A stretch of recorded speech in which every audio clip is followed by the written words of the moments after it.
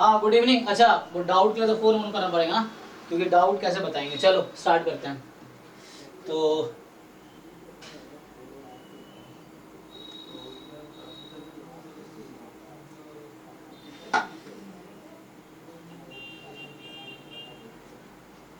क्या करना है, डाउट पहले ना कुछ डाउट डिस्कस कर लेते हैं। और सर मेरे को एक चीज पूछनी थी हाँ मतलब जैसे मैट्रिक्स के क्वेश्चन कर रहा था मैं अभी, जो आपने सुपरनोवेट और ये सब मेथड के कई बारी मतलब ऐसा मैंने देखा कि वो क्यूबिक इक्वेशन ना सोल्व नहीं हो रही होती। जैसे मतलब ऐसे आप सामने से वेक्टर एक निकाल रहे तो वो जो एडवांस वगैरह कुछ मेथड हो से क्यूबिक इक्वेशन का आपको पता होगा नहीं, तो जो होते हैं लंबे से थोड़े वो सब मतलब सीख ले थोड़ा बहुत जैसे प्रैक्टिस के लिए कि कई बार मतलब काम आ जाए। बस यही पूछ रहा था। क्वेश्चन पूछो आप, सारा क्वेश्चन सॉल्व होगा। आज नहीं होगा कल होगा, पर सॉल्व जरूर होगा।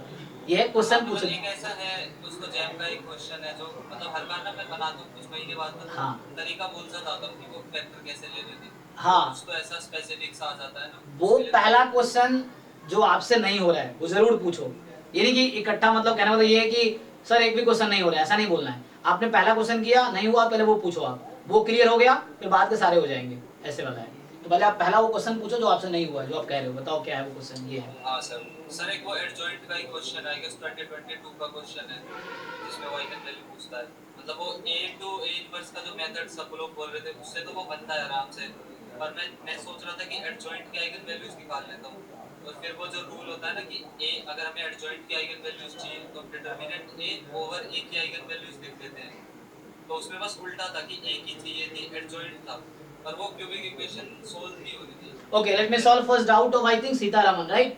Okay, Sitaraman. So the question you sent is, yeah. So see this question 47. You get x be a random variable having MGF. So mxt you have e raised to power t minus 1 upon t time 1 minus t. Okay. So e raised to power t minus 1 upon t time 1 minus t. This is your MGF. And the question they asked is probability x is more than 1. Fine. So the problem is like you could not identify this distribution, right? Because this is not a standard directly. I identified, but after that, So which distribution is this? Tell me distribution of x. Sir दो distribution का combination है वो। हाँ.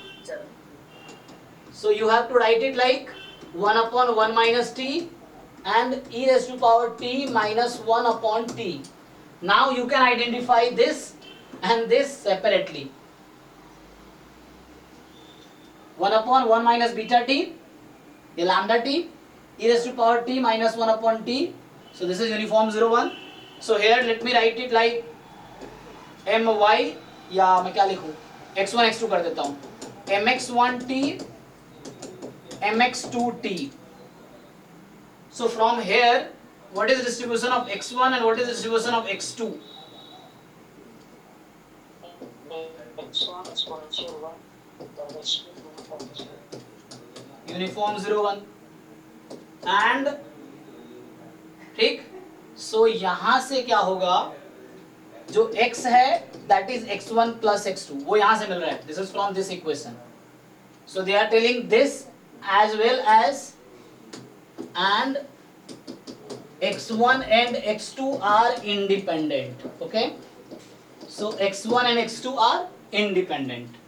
So x is x1 plus x2 and x1 and x2 are independent.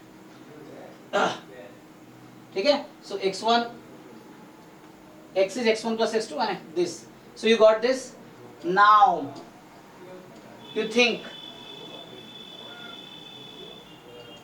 अच्छा तो यहां से क्या हो गया, एक एक्सपोनेंशियल एक यूनिफॉर्म है. So the probability x1 plus x2 is more than 1. So you may write 1 minus x1 plus x2 less than equal to 1, isn't it? Now if you have two random variable, they are independent, so you can write the joint PDF, right? Joint PDF of x1 x2. So 1 minus, how will you find the probability of this event? Yes Sitaraman, do you have idea? How to find probability of this event? This is an event, na? So how to find the probability?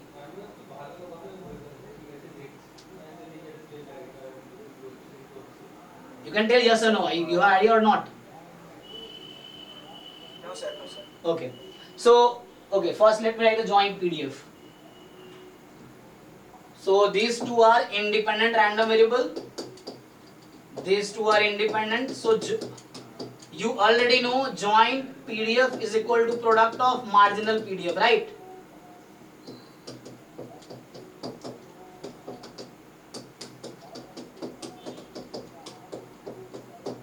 So the product joint PDF is equal to product of marginal PDFs.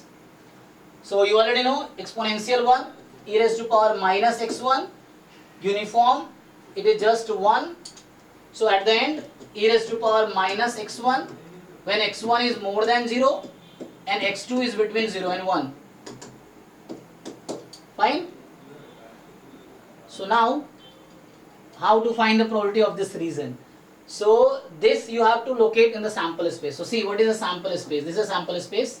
Support of random variables. Sample space here mean support of the random variables. So this is your sample space. So let me draw this. So x1 is more than 0. So let me write it x1 and x2 is between 0 and 1. So this is 1, this is 0. So this is your region, I think. है ना भाई, बाकी लोग बताओ. x1 तो 0 से infinity है ना.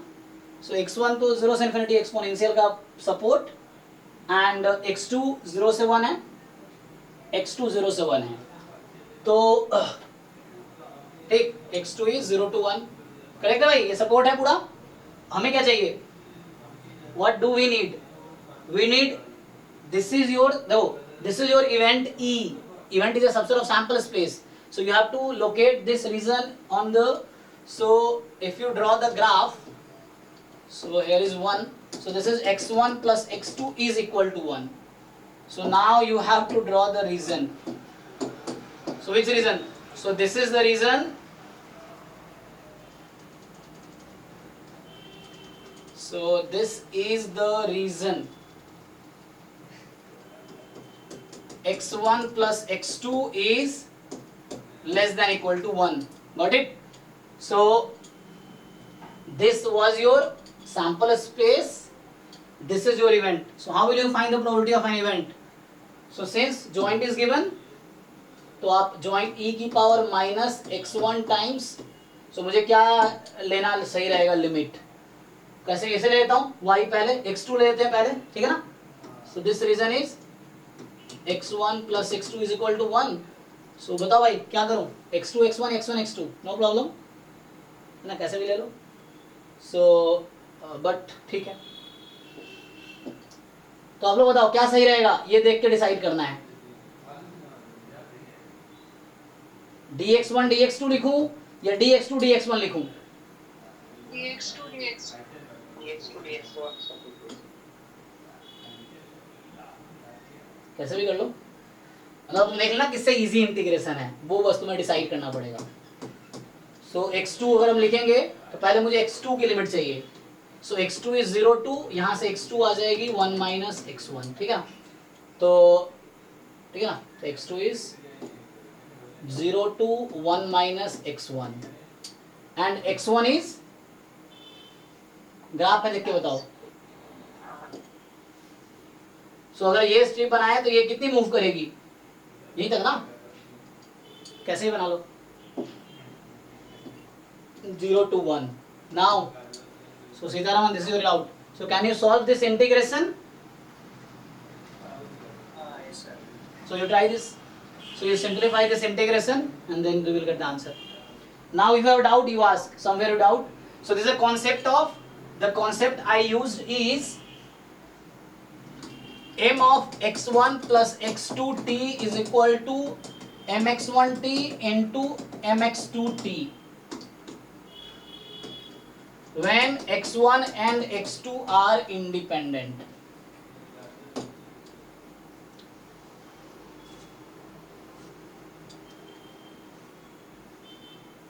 Even this, huh? सो मैंने फिट कर दिया उस पर। ठीक है, आई थिंक हो गया डाउट। किसका डाउट रहेगा? शुभांकर। सर जो आपने सब पीडीएफ भेजी थी उसमें से बता दिया सर। हाँ वही ओपन कर रहे हैं, आज उसी का डिस्कशन है। सो आज जो लीनियर, हाँ 1 बाय 1 करते हैं। सो आज लीनियर अलजेब्रा जो जैम या गेट, मैंने कल भेजा था रात को आपको असाइनमेंट्स, तो आपने ट्राई किए होंगे। क्वेश्चन तो बहुत है, वो वाले भी हैं जो अलग से मैथमेटिक्स वाला है, उसमें बहुत होगा, 6 अलग अलग सेक्शन है उसमें। तो वो भी आप ट्राई करो पहले, क्योंकि टाइम लगेगा आपको कंप्लीट करने में। अचानक एक दिन में नहीं होगा सब कुछ, स्लो स्लो करके, है ना। कहते हैं एक दिन में नहीं होगा, लेकिन एक दिन जरूर हो जाएगा। कब? अगर आप स्लो स्लो ट्राई कर रहे हो तो।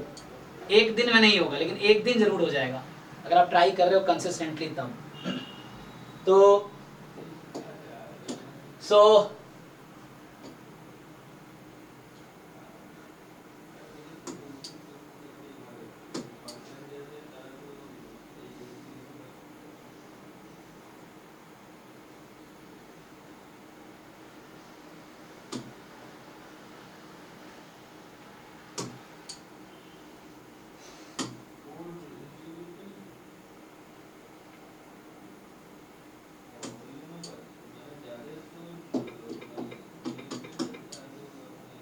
ठीक है, जैम एमएस खोलें।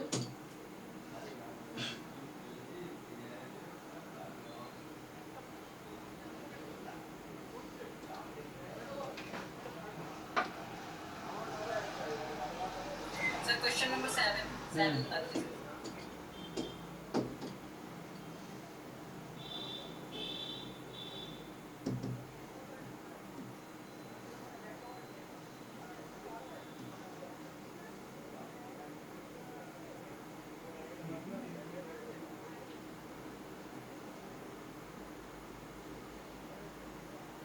चलिए 7 आउट ऑफ सिलेबस। ठीक, तो पहले ये डिफरेंशियल इक्वेशन आते थे, ठीक है ना। सो अभी डिफरेंशियल इक्वेशन आपके सिलेबस में नहीं है। मतलब ये उस टाइम था, मतलब ना जैम में सिलेबस रिवाइज होते रहे हैं, क्योंकि हर साल ना ऑर्गेनाइजिंग इंस्टीट्यूट बदलते रहते हैं, तो वो अपने हिसाब से ऐड सब्ट्रैक्ट करते रहते हैं टॉपिक्स। हालांकि 22-23 में कोई चेंज नहीं हुआ है। हाँ यस यस, रॉन्स्कियन है ये, जो डिफरेंशियल इक्वेशन में आता है, या लीनियर अलजेब्रा में भी इसका थोड़ा कॉन्सेप्ट है ना। तो ये रॉन्स्कियन है, ये डिफरेंशियल इक्वेशन का क्वेश्चन एक्चुअली जो पहले जैम में आया था अब नहीं है, तो इसको छोड़ दो आप। नेक्स्ट बताओ। सर एक वाला 8 लीनियर ट्रांसफॉर्मेशन ही बाहर हो गया सिलेबस से।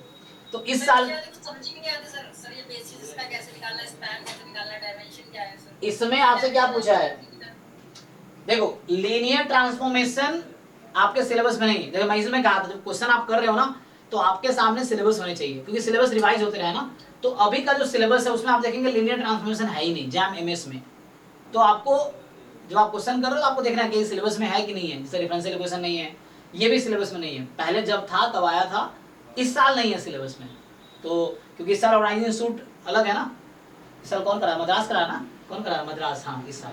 तो ऐसे है ना, पिछले साल रुड़की कराए थे, उससे पहले IISc कराया था। तो ऐसे ऑर्गेनाइजिंग इंस्टीट्यूट बदलते रहते हैं, तो कई बार रिवाइज कर देते हैं सिलेबस। लेकिन इस बार सिलेबस वही है 2022, 23, 24 तीनों का सिलेबस चेंज नहीं किया उन्होंने। पैटर्न भी 2022 से पहले तुम पेपर देखोगे तो वहाँ 40 मार्क्स के मैथ्स आते थे 2021 में, और 60 मार्क्स के स्टैट्स आते थे 2021 में। 2020 में 15 से लेके 21 तक 60-40 का रेशियो रहा है मैथ स्टैट्स का, मतलब स्टैट्स और मैथ्स का। 60 स्टैट्स 40, फिर 22, 23, 24, 2022, 2023, 2024 ये अभी आपके एग्जाम में भी 70-30 का रेशियो, स्टैट्स और मैथ्स का रेशियो 70-30 का है। तो ये नहीं है सिलेबस में। नेक्स्ट बताओ। ये भी नहीं है तुम्हारे साथ।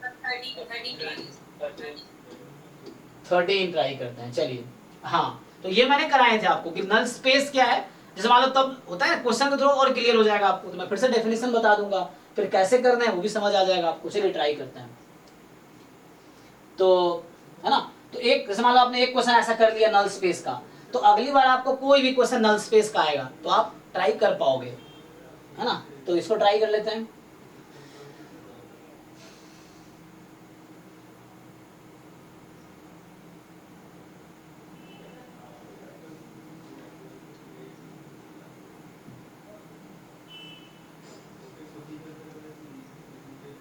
आइए क्या कह रहा है ये कि ठीक है ना। ये कह रहा है कि आपके पास एक मैट्रिक्स है, इसका ऑर्डर क्या है 3x4, तो मेरे पास एक 3x4 की मैट्रिक्स है, ठीक। सो 3x4 की मैट्रिक्स है, कह रहा है find the basis of the null space. तो पहले तो मुझे कोई नल स्पेस की डेफिनेशन बताओ, क्लास में हमने एक बार डिस्कस किया है इसको। Null space of matrix A का डेफिनेशन क्या है?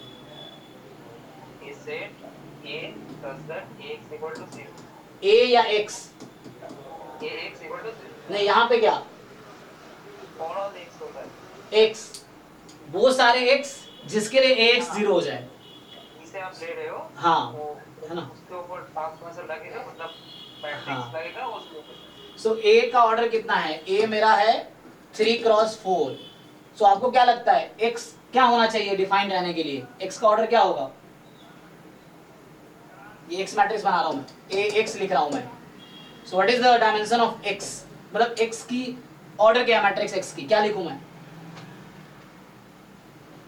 ये वेक्टर है तो पहले कॉलम एक ही रहेगा, कितने रो लूं? 4+1. ठीक है ना, हाँ 4+1, ठीक है। तो आपको ये डिसाइड करना है कि मैट्रिक्स मल्टीप्लिकेटिव कब रहेगा, तो इसका मतलब ये हो गया। तो आप देखोगे बुक में ऐसा लिखा रहेगा, this belongs to R4, x belongs to R4 such that ax is 0. This is the definition of null space, ठीक। and null space is a vector space, or I can say it is a subspace of R4. It is a subspace of R4. R4 is a vector space itself. ये जो R4 लिखा हूं मैं, R4 is a vector space. So this null space is a vector space. Prove करना है तो तीन condition है, जीरो वेक्टर होना चाहिए, कोई एक वेक्टर चूज करो इस सेट में से, उसका कोई भी मल्टीपल ले लो, अल्फा टाइम एक्स उसमें होगा, you take x1 x2 two vectors from this set, उसका सम भी इसमें होगा। So means this is a subspace. ये रिजल्ट है, कई बार ऑप्शन में आ जाए, directly you can write null space is a subspace. So है ना, यहाँ अगर मैं इसके लिए थ्योरम लिखूं तो जो नल स्पेस है, null space of a matrix A is, मान लो ए का ऑर्डर है तुम्हारा n क्रॉस n, मान लो m cross n is a subspace of Rn। तो ये थ्योरम हो गया कि ये सबस्पेस है Rn का, नल स्पेस एक सबस्पेस है Rn का। तो हमारा क्वेश्चन यहाँ क्या है कि नल स्पेस का बेसिस बताओ, ठीक है। तो तब चूंकि सब्जेक्टिव क्वेश्चन आते थे तो बेसिस पूछ लिया, बेसिस यूनिक नहीं होता है, there are infinitely many basis corresponding to one vector space और one subspace, infinitely many basis है ना, तो यूनिक नहीं होता है। तो यहाँ इन्होंने सब्जेक्टिव क्वेश्चन था, तब सब्जेक्टिव था, तुम्हारा आंसर वो पढ़ते थे, तुमने कोई भी एक बेसिस निकाले हैं तो मार्क्स मिलेंगे, क्योंकि इन्फिनिटली मेनी बेसिस है तो यूनिक तो है नहीं। तो आपके जो क्वेश्चन आएंगे वो न्यूमेरिकल्स, मतलब MCQ MSQ NT, तो आप बेसिस ना पूछ के आपको बेसिस का डायमेंशन पूछ लेगा इस तरह से, ठीक है। ठीक है ना, तो हम बेसिस कैलकुलेट कर लेते हैं समझने के लिए।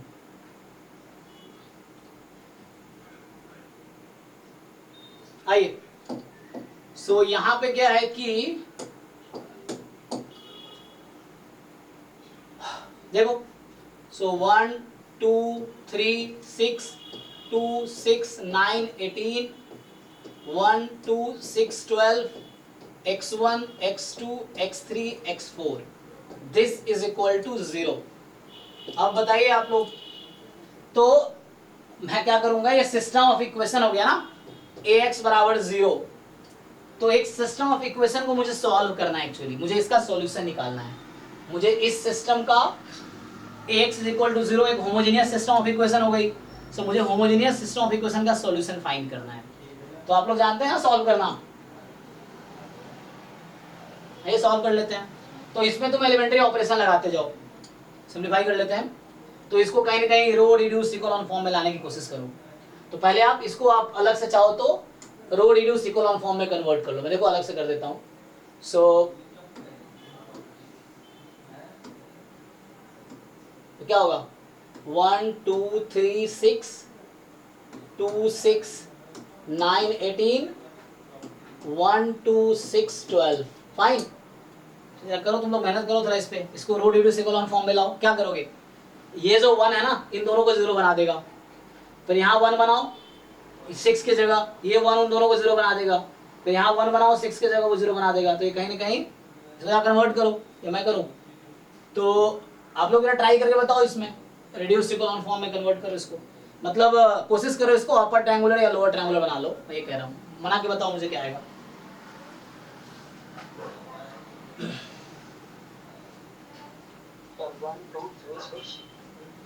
कर लिया तुमने? हाँ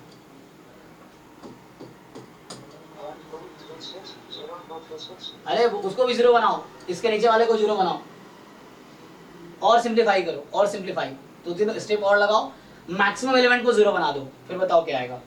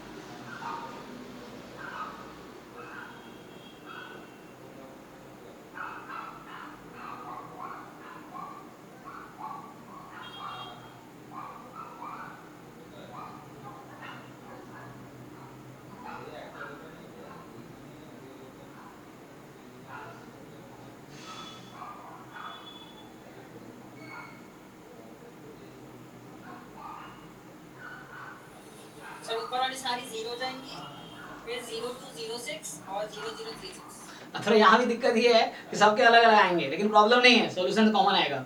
मतलब यहाँ पे जैसे अब किन लोगों ने किसको 0 बना रहे हैं उस पर डिपेंड करता है, तो मतलब रिड्यूस्ड इकोलॉन फॉर्म अलग अलग आएगा, मतलब इकोलॉन फॉर्म अलग अलग आएगा, लेकिन जो फाइनल रिड्यूस्ड फॉर्म आएगा वो सेम ही आएगा। बताओ क्या लिखूँ मैं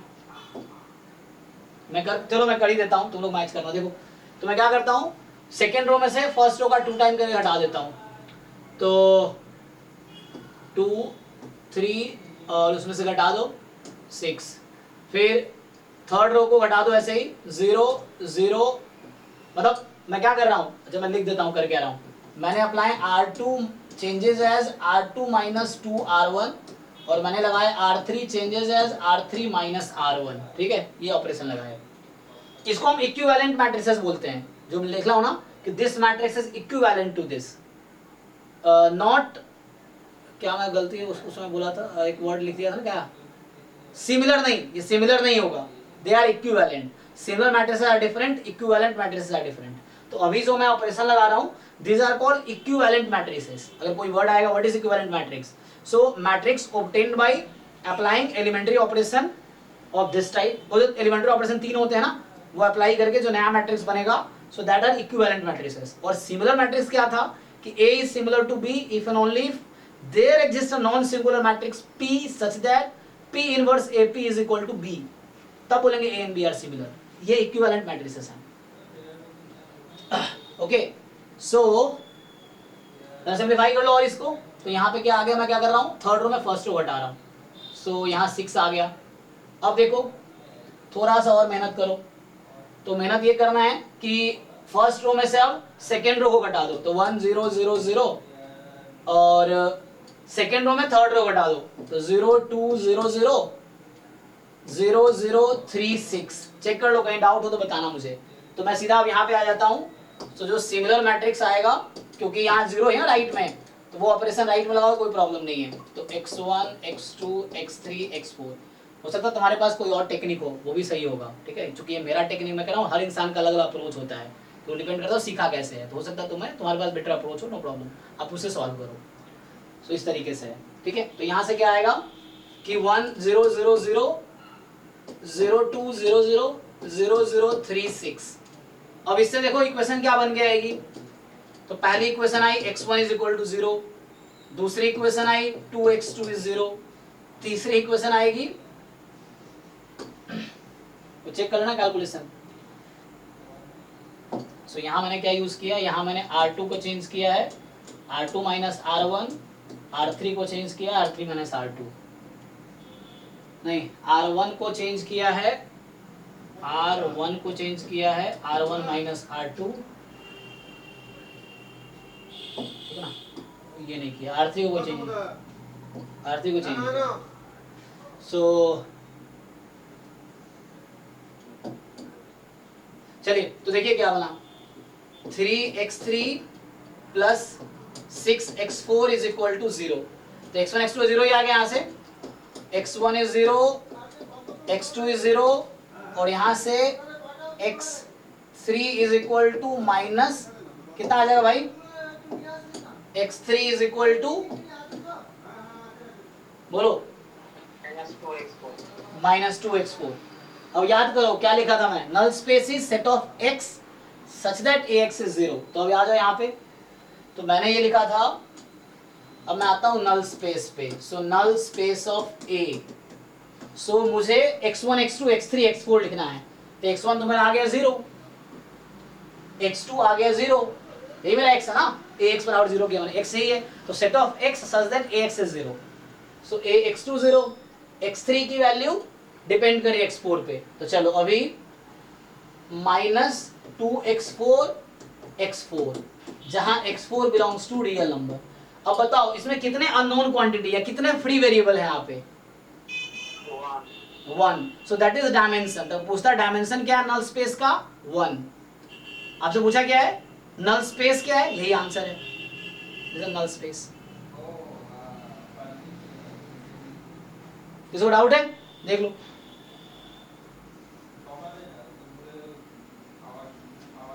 थोड़ा और लिखोगे तो बुक में हो सकता है ऐसा लिखा हो इसको, तो बुक में क्या करेगा, इसी चीज को मतलब x4 बाहर निकाल देगा।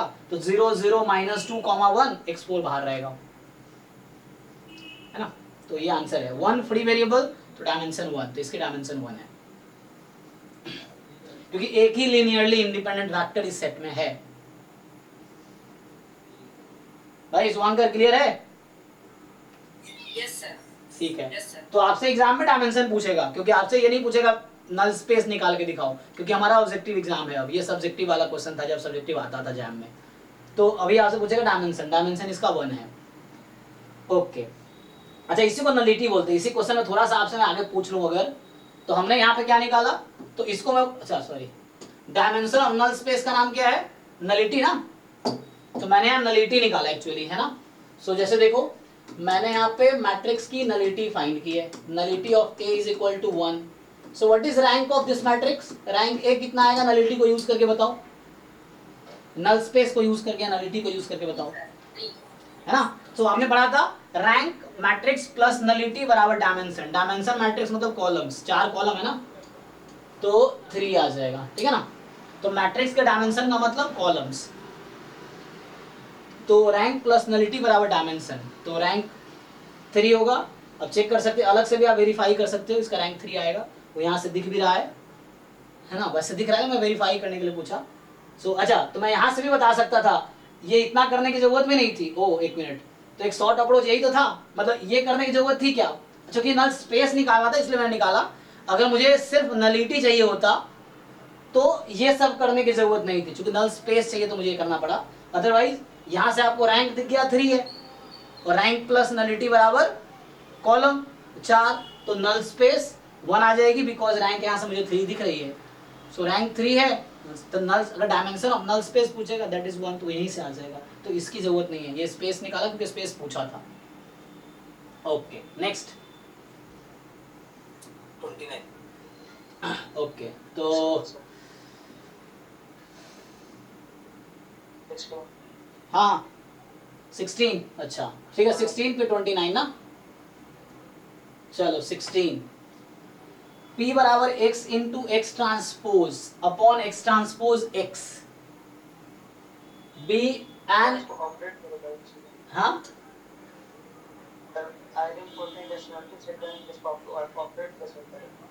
पता तुम्हें, जो डिनोमिनेटर है वो नंबर है, तुम्हें पता है।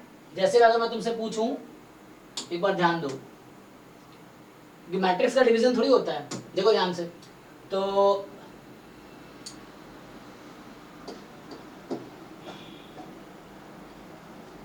जैसे तुम्हारा x क्या है, x तो तुम्हारा ये होता है ना, x1 x2 xn वेक्टर है x। तो मैं तुमसे पूछूं x ट्रांसपोज x क्या होगा, तो ये हो गया x1 x2 xn और x1 x2 xn, किसके इक्वल आएगा ये,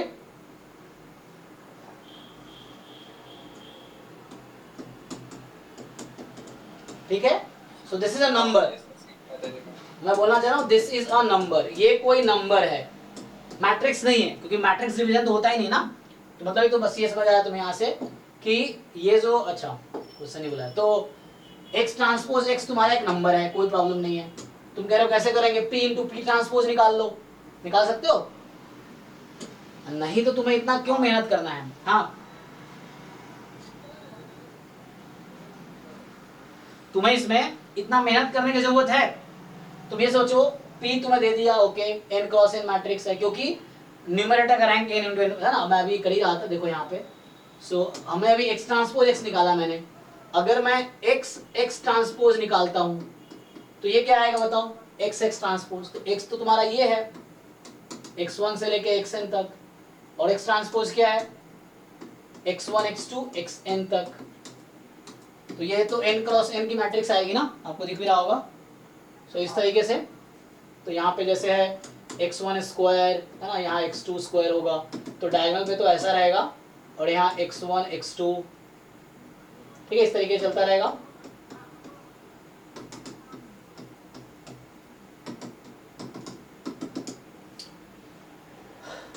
ठीक है, इस तरीके से आ जाएगा, तो ये n क्रॉस n की मैट्रिक्स है।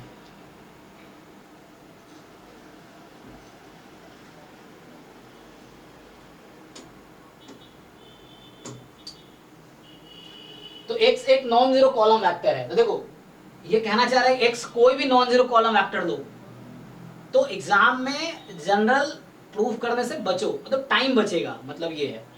तो ये तुम्हारे पास x transform x transpose x है, x non zero column vector है, ठीक, x क्या है, नॉन जीरो कॉलम वेक्टर है, तो तुम एक अपनी मर्जी से कोई non zero column vector assume कर लो, n तुम अपनी मर्जी से कुछ डिसाइड कर लो, 2 या 3 जो तुम्हें फेवरेट हो तुम्हारा, उसके हिसाब से n चूज कर लो, उसके हिसाब से एक नॉन जीरो वेक्टर चूज कर लो, तो p निकाल पाओगे यहाँ से, हाँ या ना।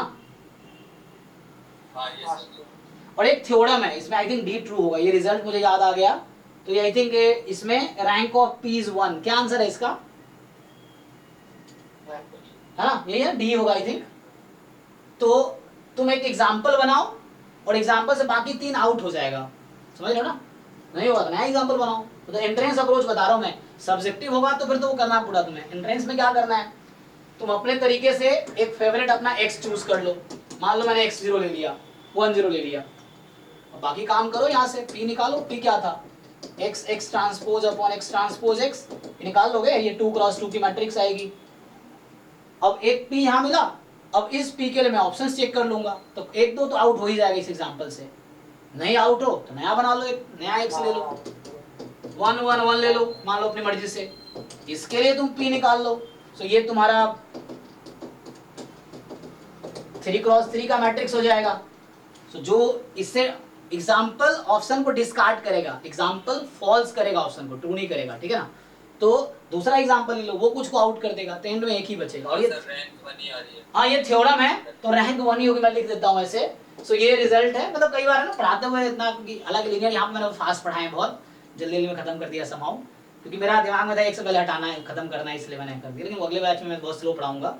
तो इसमें था क्या ना, तो यहाँ पे क्या है कि जो थ्योरम है कि इफ x आपका जो है x1 x2 xn, n cross n की मैट्रिक्स है ना, जो नॉन जीरो है ना, क्योंकि नॉन जीरो है, so xi is not zero for some i, ठीक है ना, for some i belongs to natural number, ऐसा बोल दो, कुछ i के लिए, या i फ्रॉम 1 to n, ऐसा बोल दो, फॉर सम i, कुछ i के लिए xi नॉन जीरो है, देन जो x ट्रांसपोज x मैट्रिक्स आएगा, तो x ट्रांसपोज x तो नंबर आ जाएगा, x ट्रांसपोज जो है, this is a n cross n matrix, this is an n cross n matrix having rank 1। अब जैसा ये रिजल्ट याद है, फायदा ये होता है कि तुम्हें टाइम बच गया और ज्यादा, कि तुम्हें याद ही है तो ऐसे टिक कर लोगे, नहीं तो जैसे एग्जांपल बनाए उससे करेंगे, तो इस तरह से। सो ये हमारे पास है, सो इस तरह केस में x ट्रांसपोज जो मैट्रिक्स बनेगी उसकी रैंक 1 ही होगी। चेक करके देख लो, तुम कुछ एग्जांपल बना के ट्राई कर लो।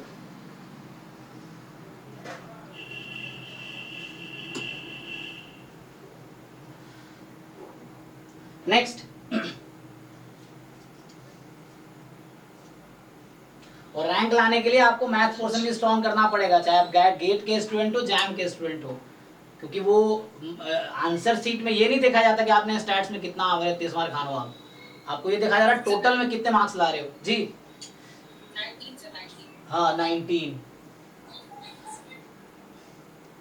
अरे 19 पूछोगे तुम, ये तो हमने क्लास में डिस्कस नहीं किया है। सर मेरा 0 0 आ रहा है। आइगन वेक्टर का डेफिनेशन वो 0 0 हो ही नहीं सकता। आइगन वेक्टर का डेफिनेशन क्या है कि there exist a non zero vector x such that ax is equal to lambda x, definition है नॉन जीरो होगा, तो आइगन वेक्टर 0 हो ही नहीं सकता कभी, क्योंकि डेफिनेशन है उसका। चलो देखते हैं ट्राई करके, कोई बात नहीं, गलतियां होती हैं, सीखना ही तो है। तो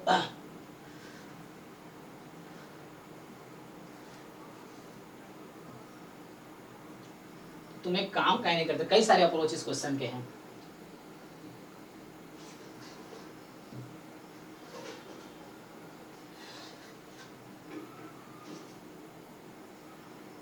ठीक है, तो कह रहा है कि an eigen vector of the matrix, so मान लो मैट्रिक्स ए है मेरा 1801, तो आपको समझ तो आ ही रहा होगा, देख के पता चल रहा है कि ट्रायंगुलर मैट्रिक्स हो, चाहे अपर ट्रायंगुलर, लोअर ट्रायंगुलर, चाहे डायगोनल, इन तीनों केस में आइगन वैल्यूज क्या होते हैं,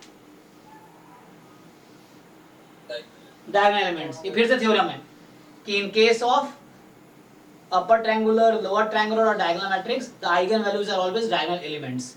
तो यहाँ पे तुम्हें अलग से वो a माइनस लैम्डा आई का डिटर्मिनेंट 0 करने की जरूरत नहीं है, क्योंकि ये अपर ट्रायंगुलर मैट्रिक्स है, तो इसके जो आइगन वैल्यूज आएंगे वो 1 1 आएगा। ठीक, अब आइगन वेक्टर क्या होता है, there exist x which is non zero such that ax is equal to lambda x, ये डेफिनेशन है आइगन वेक्टर का। ठीक है, कि एक ऐसा नॉन जीरो x मिलना चाहिए ताकि x बराबर लैम्डा x हो जाए। इसी को फर्दर लिखोगे, so a minus lambda I, a minus lambda I time x is equal to 0 हो गया। ठीक है, so a minus lambda I time x बराबर 0, a माइनस लैम्डा आई लिख लें, लैम्डा तो 1 है, तो लैम्डा तो यहाँ 1 है ना, तो a माइनस तो घटा लो, a में से घटाओगे तो क्या बचेगा, लैम्डा आई है ना, तो आप सबको समझ आ ही रहा होगा, आई है मेरा, इसको घटा लो, इसको है ना, 0 8 0 0 बचेगा, और x है आपका x1 x2, दिस इज 0। तो यहाँ से आप सिंप्लीफाई करो, 8 x2 इज इक्वल टू 0, तो यहाँ से x2 बराबर 0, तो मैंने x वेक्टर क्या लिया, ध्यान दो, x वेक्टर ये लिया मैंने, तो मतलब मेरा आंसर क्या हुआ, x मैंने लिया था x1 x2, और ये कह रहा है कि x2 0 रख दो, तो x1 0। अब बताओ तुम्हें 0 0 कैसे दिख रहा है। अब x1 कोई भी नंबर चूज करेंगे तो वो एक्चुअली तुम x1 कोई भी नॉन जीरो रियल नंबर यहाँ चूज कर सकते हो। तो ऑप्शन देख लो, क्या चूज करना चाहोगे x1 को, ताकि ऑप्शन मैच कर जाए। सर भी वही दिख गया था सर, ठीक है ना, एक तो ये अप्रोच हुआ जो लेंदी हुआ, शॉर्टकट अप्रोच बताएं। हाँ शुभंकर समझ आया कि नहीं। Yes sir. हाँ, x1 यहाँ कोई रियल नंबर हो सकता है, नॉन जीरो रियल नंबर हो सकता है, तो आपको देखना अब ऑप्शन मैच कराने हैं, तो आइगन वेक्टर इसी फॉर्म का होगा हमेशा, x1 0 टाइप का। मैंने ऐसे लिखा है, जिन्होंने कॉलम में लिखा है, मतलब ऐसे ट्रांसफॉर्म को लिखा है, तो आप देखो x1 क्या चूज करोगे, तो 5 चूज करोगे तो ऑप्शन मैच करेगा। You can choose any x1, कुछ भी ले सकते हो। अब वो सब डिपेंडेंट वेक्टर्स हैं एक्चुअली, उसमें एक ही इंडिपेंडेंट है, मतलब एक इंडिपेंडेंट है, बाकी तो मल्टीपल ही है ना उसके। तो इस तरीके से दूसरा अप्रोच क्या था, इजी अप्रोच, कि हर ऑप्शन के साथ तुम काम करो। मान लो ये x है for example, her option x है, तो सब में a को x से मल्टीप्लाई करो, a मैट्रिक्स को इसके साथ मल्टीप्लाई करो, ये ऐसा है, इसका मतलब ये है, ट्रांसपोज लगा रखा है ना, तो इसका मतलब ये है, इसका मतलब ये है, इसका मतलब ये है। तो आप ax फाइंड करो, है ना, a टाइम x फाइंड करो सब हर ऑप्शन में, और देखो कौन सा x का मल्टीपल आ जाता है। तो ax बराबर अगर लैम्डा x आ गया तो इस केस में क्या बोलते हैं, लैम्डा इज आइगन वैल्यू और x इज आइगन वेक्टर। तो इतना कुछ करने की जरूरत नहीं है, डायरेक्टली क्या करो, a मैट्रिक्स को हर ऑप्शन के साथ मल्टीप्लाई करो, आसान है मल्टीप्लिकेशन, और देखो x का मल्टीपल कौन सा आएगा, बस ये देख लेना है। तो एक ही में ऐसा होगा कि मल्टीपल x का आएगा। x क्या है आपका, तो a मेरा 2 × 2 का है, और x है मेरा x1 x2। अब देख लो समथिंग टाइम x1 x2 आ जाएगा यहाँ लैम्डा टाइम, तो वो जो समथिंग आएगा lambda that is eigen value, और वो जो वेक्टर है तो हर ऑप्शन में देखो वो कौन सा x1 x2 कौन सी हो सकती है, तो उससे देख लो। चलो अच्छा ट्राई करके आए हो, है ना। नेक्स्ट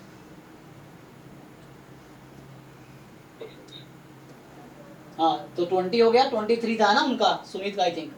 सो 29 से 29 9, अच्छा उससे पहले 29 से पहले कोई क्वेश्चन है? 29 से पहले किसी डाउट नहीं है?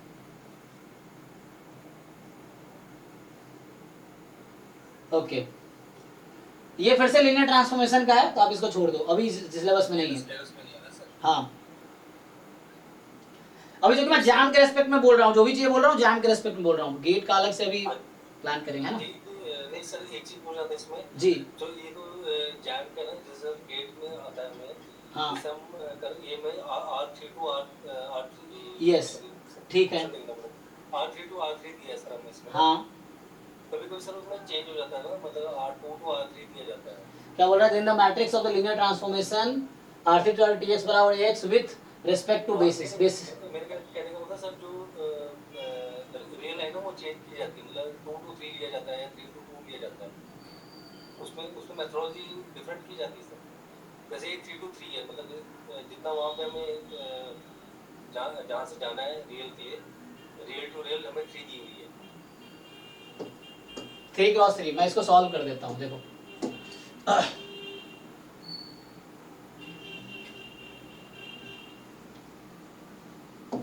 ये वो क्या बोल रहा है, the matrix of linear Tx क्या है। सो आपसे मैं पूछूंगा अगर T ऑफ ये फर्स्ट एलिमेंट 1 0 0, ये क्या होगा, T ऑफ 1 0 0। मैं यहाँ पे x की जगह आपको एक बार x1 रखना है, एक बार x2 एक बार x3, 3 वेक्टर है, तो आप ये है 1 0 0 T मैट्रिक्स देखो ध्यान से, 1 0 0 1 1 0 1 1 1, इसको आप मल्टीप्लाई करो इसके साथ 1 0 0 के साथ, बताइए क्या आएगा।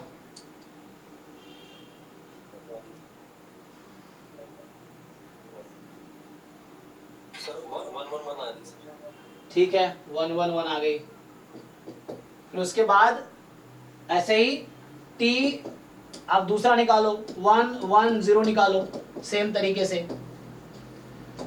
1 1 0 के साथ मल्टीप्लाई करो आप, तो मैट्रिक्स क्या था आपका 1 0 0 1 1 0 1 1 1, इसको मल्टीप्लाई करो आप 1 1 2 1 2 2 सर 1 2 हाँ। ठीक। तीसरा T ऑफ 1 1 1 निकालो आप,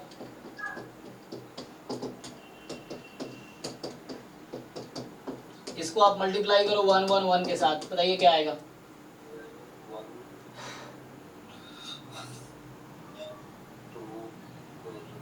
सर 1 2 3 ठीक है आपने फाइंड किया। अब आपसे क्वेश्चन क्या पूछ रहा है, इसका नोटेशन होता है T over beta, matrix correspond, ये बीटा मैं इसको बोल रहा हूँ B है ना, सो T ओवर B ये चाहिए मुझे।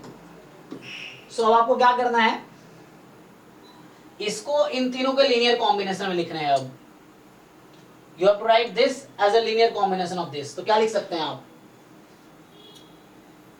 सर इसको कॉलम वाइज लिखना है कि मतलब रो वाइज लिखना पड़ेगा। नहीं नहीं मैं ये बोल रहा हूँ, इसको आपको ऐसा लिखना है C1 time x1, C2 time x2, C3 time x3, ये है आपका x1 x2 x3, x1 x2 x3, x1 is this column vector, x2 this column vector, x3 this column vector, तो ऐसा लिखना है। बताइए आप C1 C2 C3 क्या लेंगे।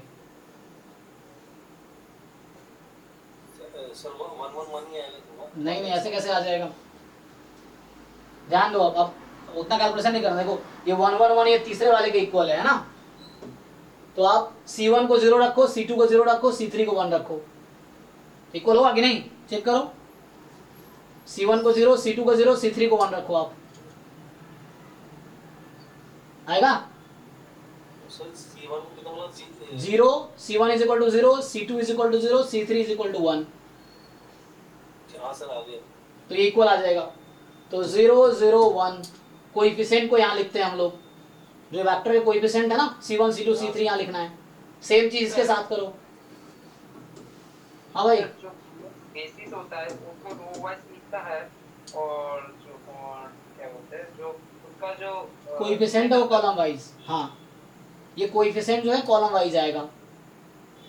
हाँ तो अब यहाँ पे सेम इसको करो C4x1 C5x2 C6x3। अब C4 C5 C6 क्या लोगे, देखो इसको आपको लिखना है इन तीनों के लीनियर कॉम्बिनेशन में।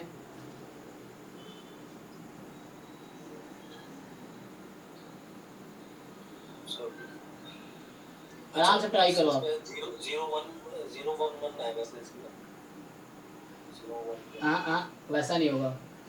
0 1 1 लोगों तो इक्वल कहाँ बनेगा, 0 1 1 इक्वल बनेगा नहीं बनेगा, ऊपर 2 हो जाएगा, यहाँ तो 1 ही है आपका, तो कुछ सब्ट्रैक्ट करना पड़ेगा आपको। अच्छा तो माइनस हाँ 2 टाइम 1 1 1 कर दो। अब माइनस देखो क्या करना पड़ रहा है मुझे, ये करना पड़ेगा, देखिए आ जाएगा कि नहीं, आ गया। 2 टाइम 1 1 1 माइनस 1 0 0। सो ये अब ठीक से लिखो इसको वापस, तो ये पहले लिखो आप, तो C4 की वैल्यू आई -1, ठीक। C5 की वैल्यू, C5 को मैंने यूज ही नहीं किया तो 0 है। C6 के जगह पे 2 यूज किया मैंने, ऑप्शन यहीं से दिख गया होगा अभी, तो बाकी करने की जरूरत ही नहीं, ये दिख गया मुझे। तीसरा में ऐसे ही है, इसको भी लिखना पड़ेगा मुझे, 1 2 3 है, तो फिर से मैं क्या करूंगा 3 टाइम 1 1 1 ले लेते हैं, और क्या बचा जो एक्स्ट्रा है घटाओ उसको आप। सो यहाँ 3 3 3 कर दिया, यहाँ तो 1 2 3 था, आपने 3 3 3 कर दिया, तो एक्स्ट्रा हो घटाओ, सो 1 1 0 घटाओ और 1 0 0 घटाओ, ये हो गया, ये आ जाएगा। बाकी लोगों को जो जैम वाले स्टूडेंट है you can ignore, no problem, ये आपके एग्जाम में नहीं आएगा। बाकी थ्योरीज का हम आगे डिस्कस करेंगे अभी। एक बार जैम का सिलेबस खत्म हो जाए बस, फिर हम लोग गेट का सिलेबस स्टार्ट करेंगे। सर इसमें ना कुछ क्वेश्चन ऐसे हैं जैसे हमने R3 to R3 लिया था सर इसमें, हाँ सर क्वेश्चन हो रहा है सर इसमें जब R2 to R3 चला जाए। अरे RM to RN, हाँ बताइए आप क्या कहना चाह रहे हैं। RN to RM है, हाँ तो क्या कहना चाह रहे हैं आप। RM लिखा ना सर, हाँ। जैसे कभी-कभार उल्टा भी होता था, RM to RN हो जाता है। हाँ कोई दिक्कत नहीं है, तो क्या प्रॉब्लम क्या है मतलब। मतलब वैसे क्वेश्चन भी सर डिस्कस करेंगे सर। हाँ जी, ये डोमेन है, ये रेंज है, कोई दिक्कत नहीं है। हाँ जी सर। हाँ R to R स्क्वायर हो सकता है, R स्क्वायर to R हो सकता है, कोई दिक्कत नहीं है।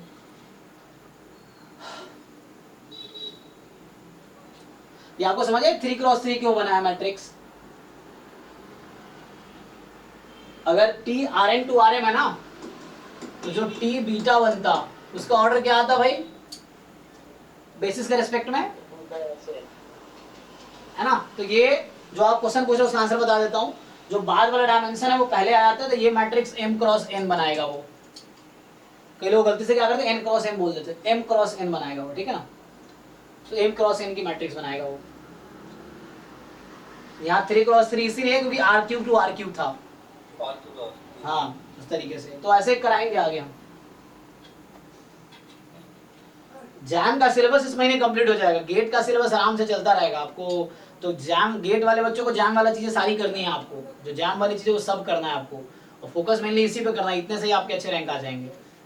गेट वाली चीज सिलेबस चलेगी तो गेट की सिलेबस आगे तक जाएगी, अक्टूबर नवंबर दिसंबर तक जाएगी सिलेबस। तो उसके लिए बाकी आपको जो टेस्ट चल रहा होगा जैम के लिए, वो सारे टेस्ट आपको देते रहना है।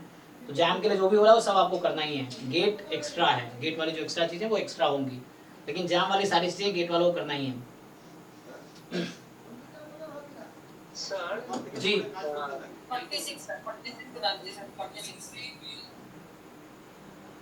हाँ भाई राजा, सर हम बोल रहे हैं कि सर गेट सेट दे के आईआईटी खड़गपुर में आपने फिर क्या बताया, डाटा साइंस एंड कोर्स है ना, उसमें जा सकते हैं। तुम पहले एमएससी तो कर लो, बीएससी करके नहीं जा सकते। मतलब 3 इयर्स तक तो वैलिड है सर उसका। एग्जाम देने के लिए वैलिड है, एडमिशन के लिए वैलिड नहीं है एमटेक में। आप गेट एग्जाम देने के लिए वैलिड हो, एलिजिबल हो। एमटेक में एडमिशन के लिए 4 ईयर डिग्री चाहिए, या तो बीटेक के करके आओ या एमएससी करके आओ एमटेक के लिए। सर ये अच्छा मतलब सर मैं एमटेक में डेटा साइंस वगैरह के कोर्स है। हाँ खड़गपुर में MTech in computer science and data processing है, वो डेटा साइंस टाइप का ही है।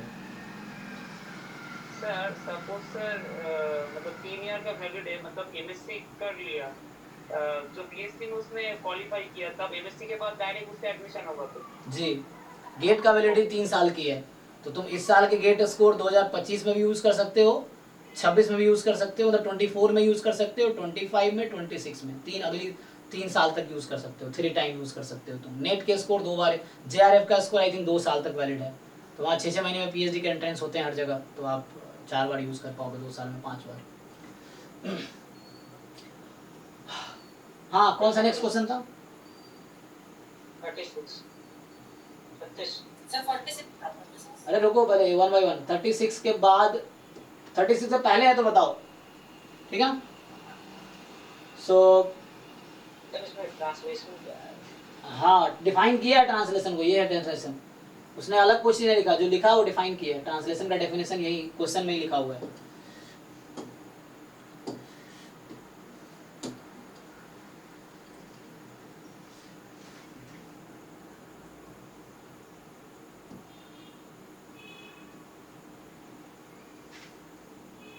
ठीक है, तो कह रहा है ए बी ऑफ 5x3 मैट्रिक्स है ना, जिसका रैंक कितना है 2 है। ए जो है 5x3 का मैट्रिक्स है जिसका रैंक 2 है, ओके। एंड बी जो है, बी एक नॉन जीरो वेक्टर है, that is the column space of A, ठीक है। तो कॉलम स्पेस क्या होता है?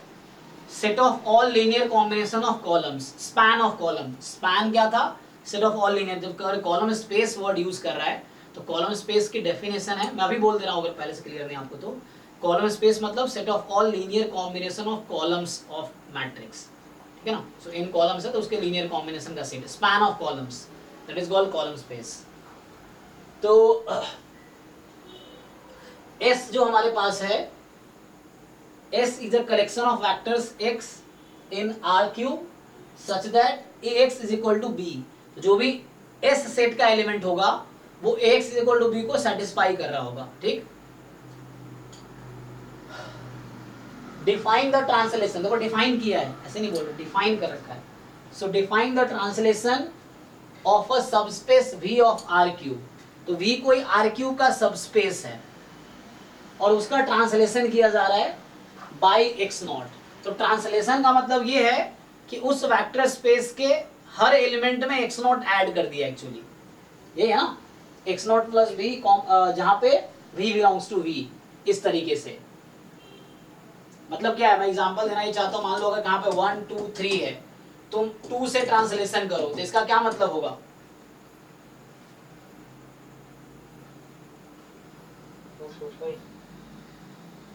सॉरी 2 यहाँ कर रहा हूँ, सॉरी 2 नहीं, मतलब एक्स नॉट कहाँ, एक्स R³ में, हाँ एक्स नॉट R³ में, सॉरी। सो 1 1 1 प्लस v, हाँ ये पूछ रहा हूँ, मतलब 1 1 1 से ट्रांसलेशन किया तुमने तो क्या बन जाएगा, ऐड कर दोगे ना। सो 2 3 4, ये मतलब है एक्चुअली। तो ट्रांसलेशन मतलब ये है कि उसके हर एलिमेंट में तुम एक नया वेक्टर ऐड कर रहे हो। एक्स नॉट एक वेक्टर ही है, तो एक्स नॉट R³ का ही एलिमेंट है, ठीक। अब बोल रहा है कि x नॉट प्लस वी का डेफिनेशन क्या है, x naught plus v for all v belongs to v। So जो वेक्टर स्पेस मैंने बोला जैसे v ये है मेरे पास, सो ये v का मेंबर है, तो ये x नॉट प्लस v हो गया, जहाँ x नॉट मैंने अपनी मर्जी से कंसीडर किया 1 1 1, अपनी मर्जी से कंसीडर किया, सो ये x नॉट है, तो you are translating v by x naught, so means x naught plus v। So v के हर एलिमेंट में, मैं एक एग्जाम्पल देकर दिखा रहा हूँ, v के हर एलिमेंट में है ना, यहाँ अगर मान लो ये होता है x1 x2 x3, तो समझ तो आ ही गया होगा। सो x naught plus x1 plus 1 x2 plus 1 x3 plus 1, ऐसा हो गया।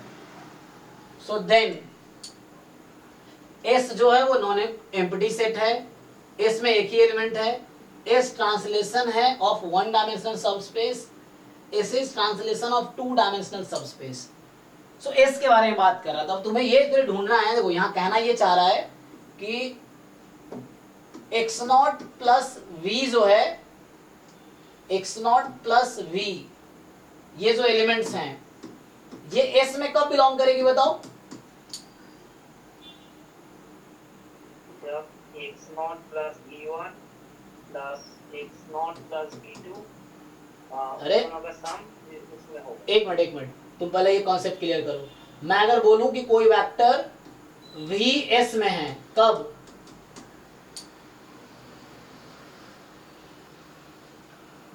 या एक्स, मान लो एक्स कोई एलिमेंट एस में है, कब? सर जब vector space x equal to p होगा जब वो हाँ, क्वेश्चन ढंग से पढ़ो सब लोग, क्वेश्चन नहीं समझते तुम। एस सेट क्या डिफाइंड है? Set of those x for which x is B, ठीक है ना? तो इसका मतलब क्या है कि so x set of those S is a set of x such that x is B. तो मैं पूछ रहा हूँ एक्स बिलोंग्स टू एस का क्या मतलब है? तो x is equal to B, ये मतलब है। अब ठीक से बताओ, x naught plus B belongs to S का क्या मतलब है? a x naught plus b equal to b। Yes, अब आगे प्रोसीड करो। So A x naught plus A भी इज इक्वल टू बी। अब x जो तुम्हारे पास x नॉट है वो कहां से आया है? एक मिनट, तो ये बोला था S has an empty set, S has only one element, S is translation of one dimensional subspace, S is translation of a two dimensional subspace। तो जरा समझो, अब तुम्हारे पास A x naught, A x naught किसके equal होगा? B, है ना? हाँ, हाँ एक्स ए एक्स नॉट किसके इक्वल होगा? सो v, तो ये b plus A v is equal to B. तो A v is equal to what? 0। अब ऑप्शन चेक करो क्या बोलना चाह रहा है। सो ए बी बराबर 0 है, इसका क्या मतलब हुआ? ए क्या था? ए था 5x5 का मैट्रिक्स रैंक 2 का। देखो पहला इंफॉर्मेशन ध्यान से देखो, A B of 5x3 matrix having rank 2। अब ध्यान दो जरा, ए का रैंक 2 है, तो ए की नलिटी कितनी होगी?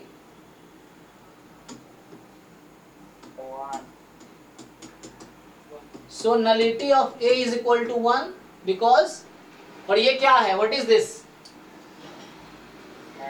सो what is dimension of v such that A v is equal to 0? क्योंकि यही नल स्पेस है, ये इसी को नल स्पेस बोलते हैं हम लोग। एंड नल स्पेस,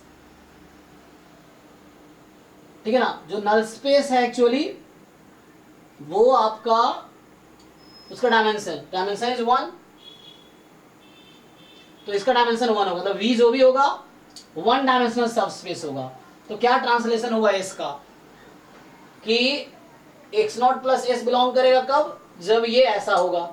सो क्या इन्होंने कंक्लूजन दिया v के बारे में? तो कितना ट्रांसलेशन हो रहा है यहाँ पे, क्या हो रहा है? ऑप्शन देख के क्या समझ आ रहा है, क्या ट्रू होगा?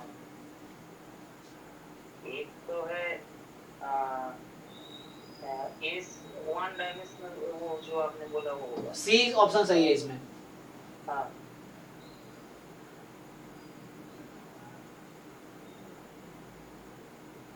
ठीक है ना? तो बोलना चाह रहा है कि ये वाला एलिमेंट एस में कब जाएगा, ये पूछना चाह रहा है तुमसे। तो क्या रेस्ट्रिक्शन आएगी v पे? X naught plus V S में कब बिलोंग करेगा?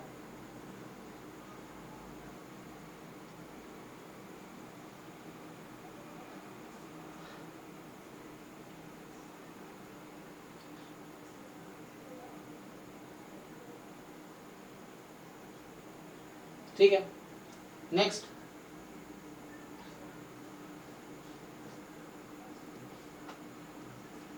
अगला क्वेश्चन बताओ, कौन सा? 54। अच्छा, sir 46 sir 46। Okay okay 46।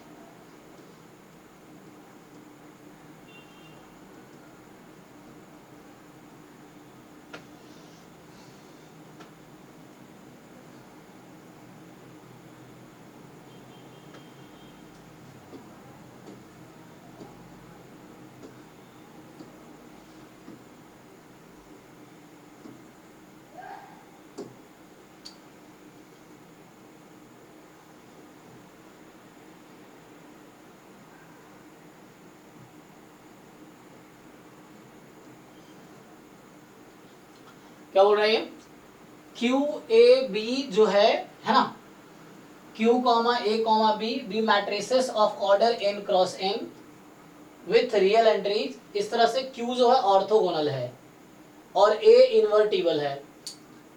So then eigen value of Q transpose A inverse BQ are always same as those.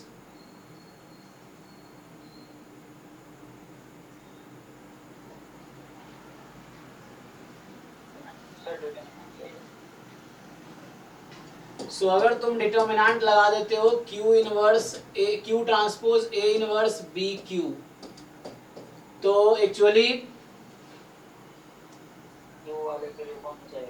हाँ Q ट्रांसपोज का डिटर्मिनेंट A इनवर्स का डिटर्मिनेंट, ठीक है ना.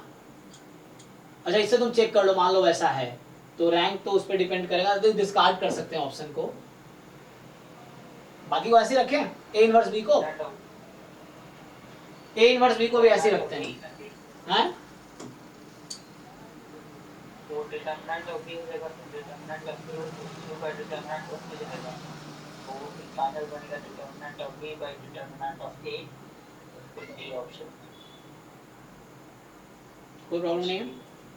तो यहाँ से A इनवर्स B और Q, ओके. तो Q और Q ट्रांसपोज मिलके तो आइडेंटिटी हो जाएगा ना, तुम इसको कंबाइन भी कर सकते हो. अब Q transpose into Q, A inverse into B साथ ले सकते हो, रैंक है ना.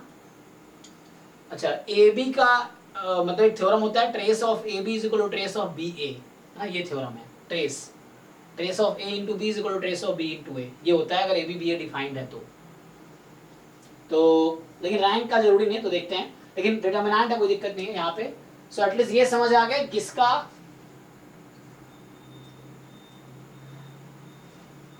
मतलब ये तुम कहना चाह रहे हो, किसको मैं साथ रख लेता हूँ. ये तो I हो गया था ना, Q ट्रांसपोज इनटू Q क्या हो गया, I हो गया, बिकॉज इट इज ऑर्थोगोनल है तो ये I हो जाएगा. तो बचा तुम्हारे पास अब A inverse B. So A inverse B, तो ये तो ऐसे Q आउट हो गया, तो ये ऑप्शन तो बाहर हो जाएगा, Q तो है नहीं मेरे पास अब. तो या तो AB होगा या ABA इनवर्स होगा. तो क्या लग रहा है देख के आपको, डी वाला था, ठीक है ना. सो ऐसे दिख रहा है कि determinant of B into determinant of A inverse. तो देख लो किसका डिटर्मिनेंट है ना, वैसा होगा. तो यहाँ पे आ गया मतलब BA इनवर्स तुम बोल सकते हो. तो डिटर्मिनेंट हो भी ना, लेकिन रैंक इक्वल रहेगा, वहां से लोगे ना. अच्छा आइगन वैल्यू बोला ना, सॉरी. तो eigen value of this and this are always same as those of this. हाँ तो प्रोडक्ट ऑफ आइगन वैल्यू इसका और प्रोडक्ट ऑफ आइगन वैल्यू उसका सेम ही रहेगा, ठीक है ना. तो इस तरह से डिटरमिनेंट के प्रोडक्ट ऑफ, ये A बोल दिया इसलिए आउट हो गया क्योंकि इनवर्स हटा दिया, तो यही देख के ट्रू लग रहा है, ठीक है. क्योंकि प्रोडक्ट ऑफ आइगन वैल्यू इसकी और प्रोडक्ट ऑफ आइगन वैल्यू जो भी ऑप्शन है सेम ही रहना चाहिए. Determinant is a product of eigen value, तो उससे भी कर सकते हो. Trace sum of eigen value होती है, तो उससे भी सोच सकते थे हम. लेकिन वही ट्रेस लोगे तो जैसे मैं ट्रेस पे तुम डिटरमिनेंट से स्टार्ट किए हैं, ये भी इन्वर्टिबल बोला है ना, हाँ तो इन्वर्टिबल ओ सो आइगन वैल्यू सेम नहीं रहेगा ना इनवर्स का, तो रैंक पे इफेक्ट शायद ना पड़ता कि A और A इनवर्स का रैंक सेम हो सकता है अगर इन्वर्टिबल है तो, लेकिन आइगन वैल्यू डिफरेंट हो जाएगी A और A इनवर्स की. अब मैं ट्रेस से यही काम, तुमने डिटरमिनेंट से काम किया, यही काम मैं ट्रेस से करता. देखो जरा, तो क्या था, Q transpose A inverse B time Q, ठीक. तो मैंने एक रिजल्ट बताया कि trace of AB is equal to trace of B है, राइट. देखो ध्यान से, तो अभी तत्काल इसको A ले लो और इसको B ले लो. तो AB बराबर BA करूंगा तो क्या होगा, A इनवर्स BQ, और इसको इधर भेज दो. मैं ये यूज कर रहा हूँ, ट्रेस ऑफ AB बराबर, ये थ्योरम है, ट्रेस ऑफ BA. तो जो तब नहीं बताया तो अब लिख लो, ये है, ये सब रिजल्ट है, कॉन्सेप्ट्स हैं जो यूज करने हैं आपको. सो AB का ट्रेस और BA का ट्रेस इक्वल रहेगा और matrix AB if defined, product is defined. So यहाँ से अब Q इंटू Q ट्रांसपोज कितना होता है, बोलो I. सो ये बचा A इनवर्स B, अब फिर से यही यूज करो एक बार फिर से, तो क्या होगा, ट्रेस ऑफ हो गया. तो ऐसे दिख गया, तो ये डिटरमिनेंट के थ्रू गया ट्रेस के थ्रू जाओ तब भी दिख जाएगा, और भी अप्रोच हो सकता है। This is one approach, other approach is this, कुछ और भी अप्रोच हो सकता है।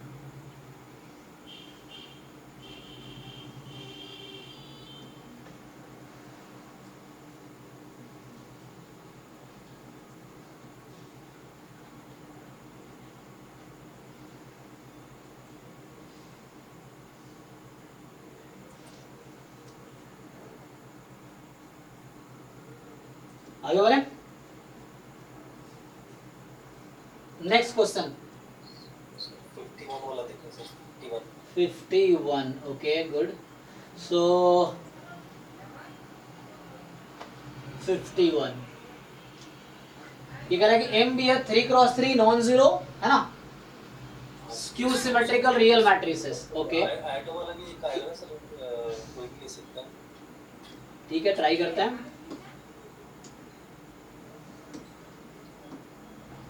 सर स्क्यू सिमेट्रिक में ना, जिसमें हम मैट्रिक्स में कोई कॉम्प्लेक्स फॉर्म भी ले सकते हैं। स्क्यू सिमेट्री में क्या थ्योरम होता है कि इसका जो आइगन वैल्यूज होंगी आइदर जीरो होंगी या प्योरली इमेजिनरी होंगी। प्योरली में हाँ, लेकिन उसकी शायद जरूरत नहीं पड़ेगी, मैं देख लेता हूँ। तो आपको पता है एक थ्योरम है, ये 12th क्लास का रिजल्ट है हालांकि, कि इस इफ यही दिख रहा ना, M is 3x3 skew symmetric matrix, है ना, मैं 11 12 में ये पढ़ाता हूँ, 11 12 में भी थ्योरम है। Then determinant of M is, बोलो जी, -1 cube determinant of root cross 4। अरे उल्लू, तुम ये बताओ स्क्यू सिमेट्रिक में मैंने क्या कहा, डिटर्मिनेंट या तो जीरो होगा या प्योरली इमेजिनरी होगा। तो अगर कॉम्प्लेक्स रूट आता है तो क्या आता है, वो सर इवन आएगा, पेयर में आता है, यस। तो इसमें कितने रूट्स होंगे, 3x3 के मैट्रिक्स है, तो इसके पास कितने आइगन वैल्यू होंगे, 3। तो वो कॉम्प्लेक्स हो सकता है, एक रियल हो सकता है। और रियल कौन सा होगा, रियल क्या होगा, 0 ही होगा। जीरो ही होगा, क्योंकि थ्योरम है इट हैज, अगर रियल नंबर हुआ तो वो जीरो ही होगा। एनीवे डायरेक्टली थ्योरम, 3x3 का कोई भी स्क्यू सिमेट्रिक मैट्रिक्स लो, इसका डिटर्मिनेंट हमेशा जीरो आएगा, not even 3x3, any odd order skew symmetric matrix has determinant zero. ये रिजल्ट है, ठीक है। So any odd order skew symmetric matrix has determinant zero, क्योंकि लॉजिक वही है कि रूट्स कम इन पेयर, तो कॉम्प्लेक्स होगा तो पेयर में ही आएगा। तो जो ऑड डिग्री है तो एक तो रियल रूट आएगा और वो रियल रूट जीरो ही होगा, तो डिटर्मिनेंट क्या होगा, प्रोडक्ट ऑफ आइगन वैल्यूज, तो जीरो ही हो जाएगी। ओके, तो अब बताओ ऑप्शन ए ट्रू या फॉल्स, आई प्लस एम का वो क्या होगा, डिटर्मिनेंट, 2 होगा। मतलब वो जीरो तो आ नहीं सकता कभी, मुझे लग रहा है ना। तो there exists a non-zero real matrix alpha such that a alpha plus m is non-invertible, ऐसा हो ही नहीं सकता, है ना। मतलब क्वेश्चन पूछना था बोलिए बोलिए, हाँ सर। स्क्यू सिमेट्रिक का जो डिटर्मिनेंट आता है वो हम एक बार पढ़े थे कि वो किसी किसी टाइम पे होल स्क्वायर आता है, वो तो वो कौन सा केस में आता है, वो एक बार बताएंगे। स्क्यू सिमेट्रिक का होल स्क्वायर इवन के केस में, जैसे एग्जांपल लेता हूं मैं, जैसे zero matrix is the 1x1 skew symmetric matrix, 0 0 a minus a, तो अब इसका डिटर्मिनेंट निकालिए कितना आएगा,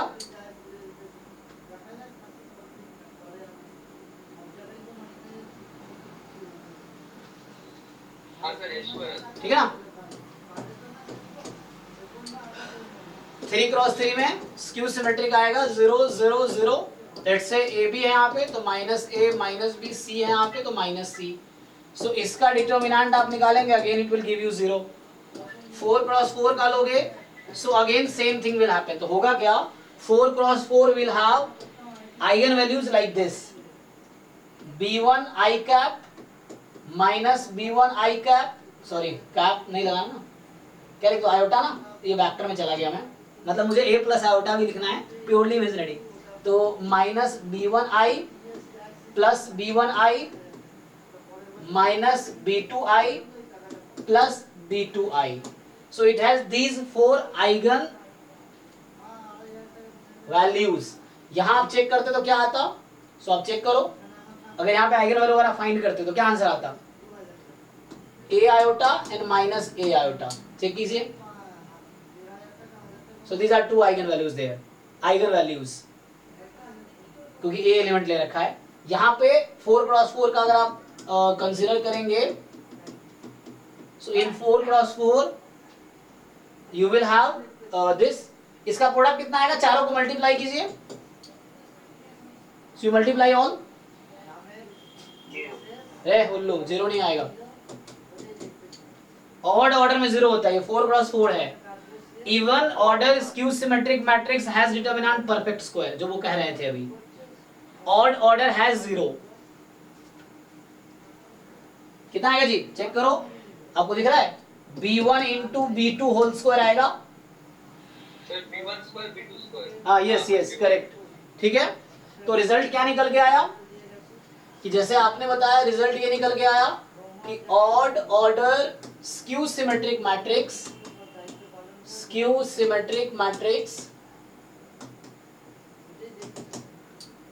odd order skew symmetric matrix has determinant 0. ठीक. दूसरा रिजल्ट क्या निकल के आया? Even order skew symmetric matrix has determinant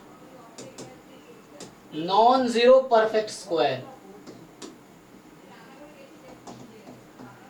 ठीक. अगर वो नॉन जीरो मैट्रिक्स है तो है ना, तो मैं odd even order non zero skew symmetric matrix, अगर जीरो ले लिया तो मान लो 4 क्रॉस 4 की जीरो मैट्रिक्स है, फिर तो स्क्यू सिमेट्रिक भी हो जाएगी. कोई 0 0 है तो वो तो 0 फिर हो जाएगा. मैं नॉन जीरो मैट्रिक्स की बात कर रहा हूँ, है ना, non zero skew symmetric matrix. और सर और एक बात बोल रहा था कि आपने जो मतलब a स्क्वायर या फिर a4 के लिए जो आइगन वैल्यू लिखा था वो आयोटा और माइनस आयोटा के टर्म्स में आ रहा है. यस. हाँ, तो जब भी हम 3 में लिखेंगे, मतलब 3 का ऑर्डर में जब लिखेंगे तो फिर एक रियल आएगा और दो जो कॉम्प्लेक्स आएगा वो ai और माइनस ai का टर्म में आएगा. Yes, 0 ai minus ai. Minus ai, ठीक है.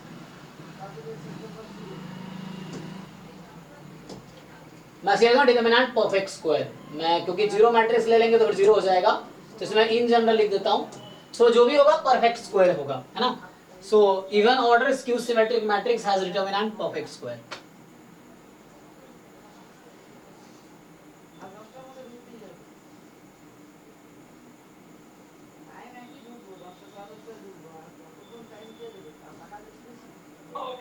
नेक्स्ट, अच्छा इसमें क्या रहेगा देखो, तो इसका आंसर क्या है कि m का डिटरमिनेंट 0 है, इसीलिए m इन्वर्टिबल कह रहा है तो गलत कह रहा है. मैं इधर आ जाता हूँ वापस.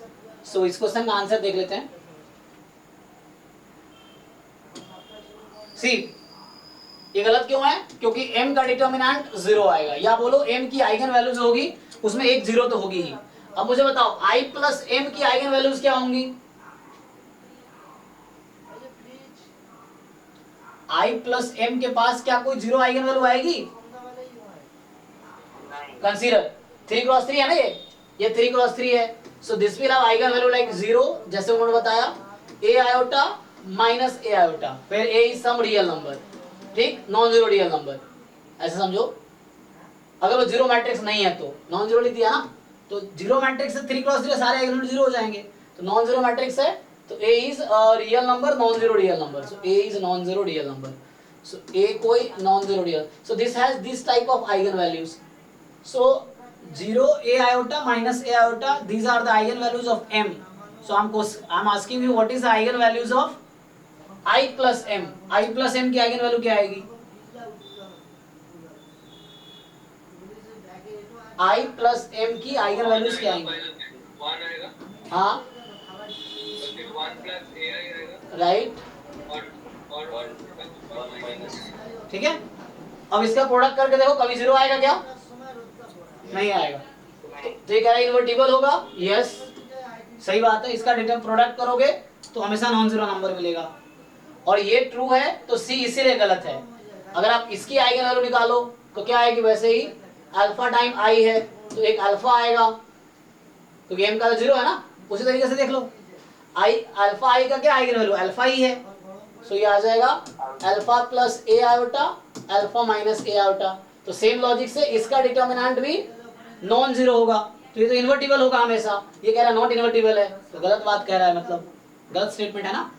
ये हमेशा इन्वर्टिबल होगा, ai plus m is always invertible, so ये इन्वर्टिबल तो होगा आपका। Next, all the eigen values of m are real. हाँ गलत है जी। हाँ, क्योंकि कह रहा सारे रियल होंगे, जरूरी है। हम जानते हैं कि स्क्यू सिमेट्रिक मैट्रिक्स है आइगन वैल्यू आइदर जीरो और नॉन जीरो प्योरली इमेजिनरी। ठीक है, next,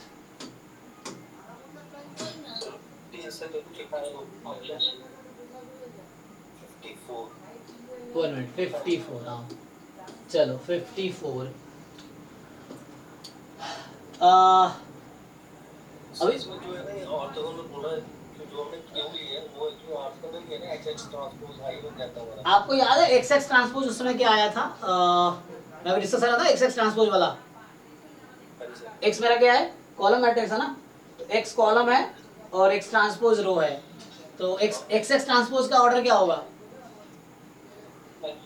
3x3 m cross n क्यों n क्रॉस, मतलब यहाँ 3 है तो 3x3 r क्यूब है ना ये, सो 3x3 और ये भी 3x3। एक्स एक्स ट्रांसपोज का मैंने बताया था रैंक क्या आएगा।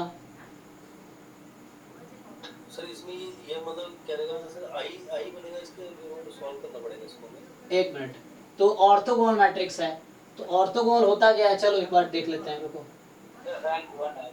हाँ उसका हमने उसमें देखा था रैंक 1, तो एक्स एक्स ट्रांसपोज का रैंक 1 होगा। तो एक मिनट,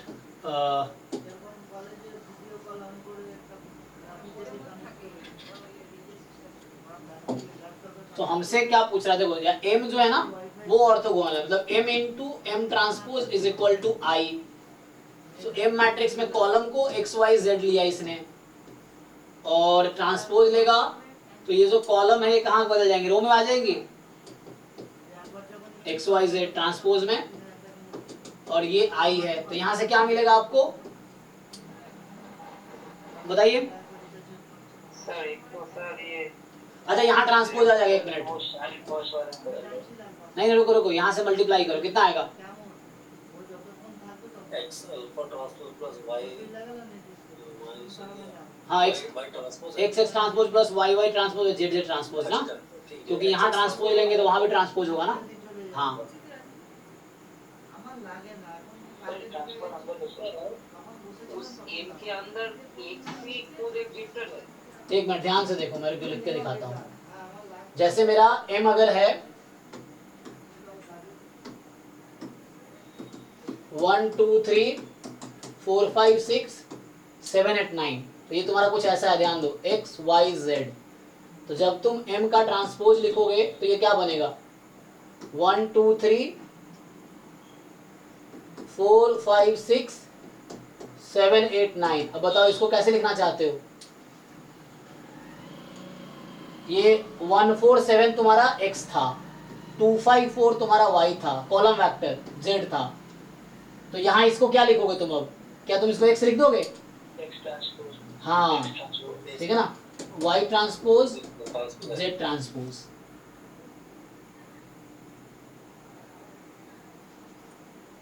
ठीक, वही मैंने वहां किया है। अब इसको मल्टीप्लाई करो, तो मल्टीप्लाई करोगे तो क्या एलिमेंट बनेगी, तो है ना, तो ये तो 1 क्रॉस इस टाइप का आ जाएगा, तो जो भी मैट्रिक्स आएगी, so x x transpose plus y y transpose plus z z transpose is I. Okay ठीक है, लेकिन हमें ये पता है कि इंडिविजुअली सबकी रैंक 1 है ना। अच्छा ऐसा है क्या, लेकिन आई की रैंक की rank of A plus B क्या होती है, less than equal rank A plus rank B. अच्छा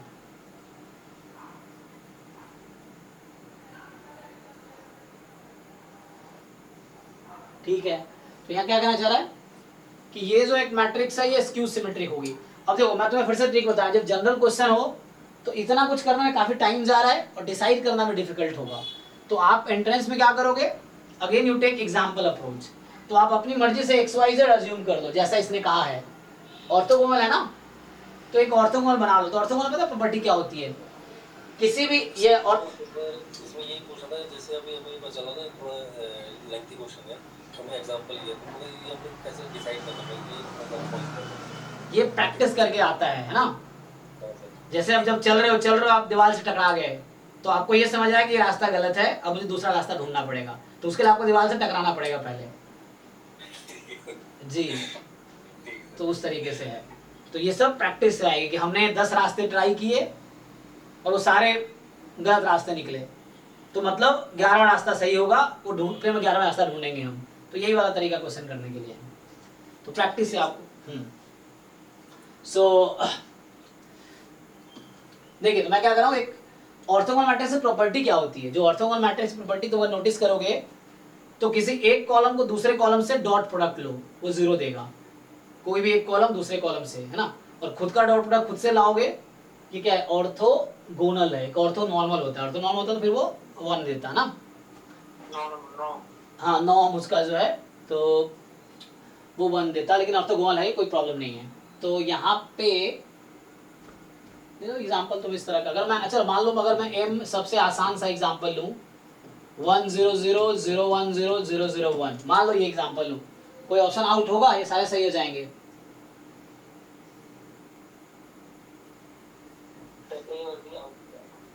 आउट हो जाएगा। तो Q जो मेरा बन के आएगा फिर, तो जो मेरा Q वहां दे रखा है XX ट्रांसपोज, सो Q मैट्रिक्स जो है एक्चुअली, है ना, Q मैट्रिक्स जो मेरा है वो बन जाएगा XX ट्रांसपोज। तो X तो मैंने लिया है 1 0 0 को, और ट्रांसपोज लेंगे तो 1 0 0 हो जाएगा, ऐसा, ठीक। और प्लस में यहाँ पे आप लिखोगे तो 0 1 0, ये Y है आपका, और ट्रांसपोज, अच्छा सॉरी, पहले तो मुझे ये लिखना पड़ेगा। सो मेरा जो Y है ना, ये M है, M को आपको रिलेट करना है उसके साथ, इसके साथ, ये मेरा M है। तो जब आप ट्रांसपोज ले रहे हैं, इसको भूल जाओ अभी, इसको हटा सकते हो, अब इसको यूज़ नहीं कर रहे हैं। सो मैं उसको यूज़ कर रहा हूँ, ठीक है ना। तो मुझे क्या करना है, Y ट्रांसपोज, ठीक है। तो कितना आएगा ये,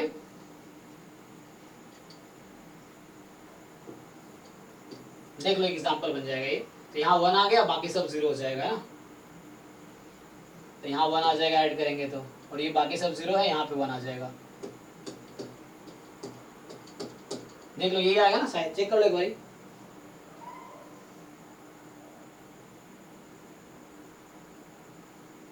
सही है गलत? अरे ये सही है ना, वेरीफाई करो तुम लोग। हाँ, तो यहाँ से क्या समझ आया कि ए कह रहा है स्क्यू सिमेट्रिक है, नो। क्यों भाई? स्क्यू सिमेट्रिक में सारे डायगोनल एंट्रीज 0 होते हैं, है ना। स्क्यू सिमेट्रिक में डायगोनल हमेशा 0 होगा, तो ये गलत हो गया। ये आइडेंटिटी 3 क्रॉस 3 की है, ये भी बाहर हो गया, आइडेंटिटी तो आया नहीं। सेटिस्फाई करेगा Q square Q, I think ये सेटिस्फाई कर जाएगा नहीं। और क्यू जेड बराबर जेड होगा, तो आओ जरा क्यू जेड ट्राई कर ले।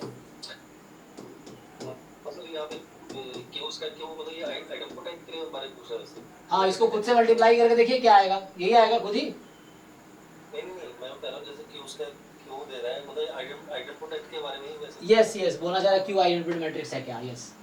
अच्छा, क्यू जेड, जेड आपका क्या है? जेड हमने जो बना रखा है 0 0 1, ये चेक करो कितना आएगा। सर हम एक बात बोले? जी सर हम बोल रहा है कि वो जो आप पहले में लिखा था ना कि x transpose plus y transpose plus z transpose equal to 1 जो लिखा था ना। करेक्ट। हाँ, उसमें से आप एक बार अगर क्वेश्चन को देखोगे तो उसमें से x ट्रांसपोज और y ट्रांसपोज को q ले लेगा। करेक्ट। तो उसको 1 तो I माइनस z ट्रांसपोज हो जाएगा q का वैल्यू। करेक्ट। q स्क्वायर अगर निकालेगा और q के साथ इक्वल। यस, हाँ, तो this is one of the, इसलिए मैं कहता हूँ एग्जाम में यू हैव मेनी अप्रोचेस। मैं अभी क्या कर रहा हूँ, जो मुझे समझ आ रहा है, like if you solve, you may solve better than me, क्योंकि हम भी आपके जैसे ही हैं सोचना। तो हर इंसान का अपना अप्रोच है, तो if you try your approach you will get है ना बेटर आंसर. जैसे मैं यहाँ अभी जैसे आपने सजेस्ट किया, this also good way, so I have done this way. तो मैंने अभी एग्जांपल जो लिया ना उससे ए बी डी आउट हो गया. देखिए यहाँ से मैंने मल्टीप्लाई किया, सो दिस इज क्यू, तो I did Q into Z. Z मेरा क्या था, this is are Z. I did Q into Z, 0 आ गया. ये कह रहा है जेड आएगा, नहीं. तो इस एग्जाम्पल से I took this example as orthogonal matrix I A B D out, तो सी इज सही. This is my approach. Second approach you suggested, this is also good.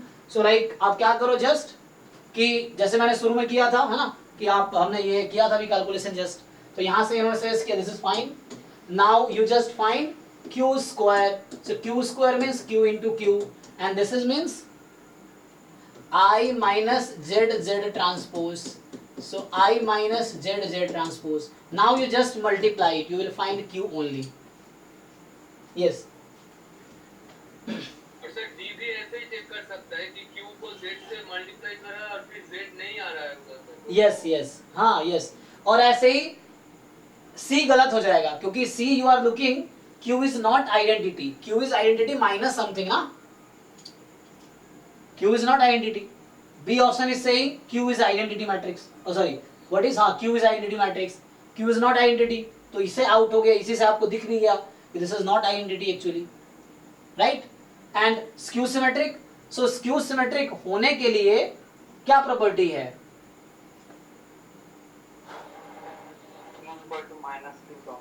सो हाँ, तो अच्छा यस, सो इससे आ जाएगा.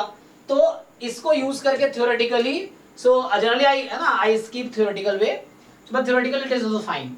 सो क्यू एक बार आ गया, सो आप ये चेक कर लो कि क्यू ट्रांसपोज माइनस क्यू आएगा, क्या हो गया. आइडेंटिटी नहीं है वो डायरेक्टली मुझे दिख रहा है, this is not identity, identity minus something है, सो दिस इज रॉन्ग. ये आई थिंक नहीं आएगा. इसका ट्रांसपोज ले लो, जस्ट इजी है. Transpose if apply difference of transpose, transpose of difference, you apply transpose same, तो ये चेंज हो जाएगा actually. It will not give you just negative, so ये आउट हो जाएगा. Q square you find this, so yes, इसको use करके चारों ऑप्शन सेटिस्फाई किया जा सकता है. This is theoretical way.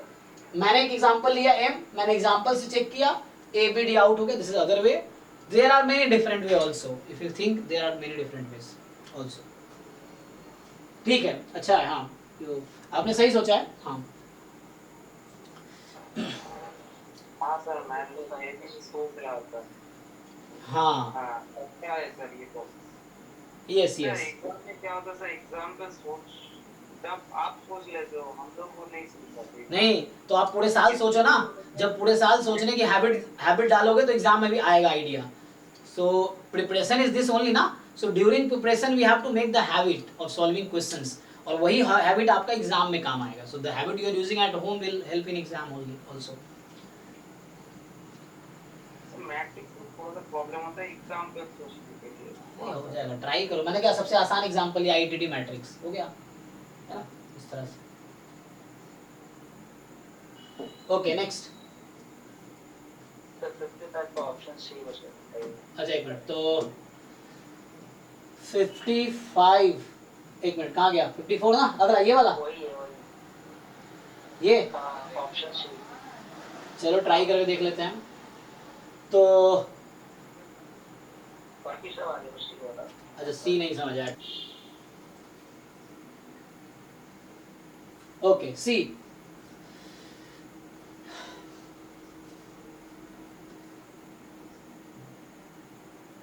So this is our question. So P has eigenvalues 1 1 1.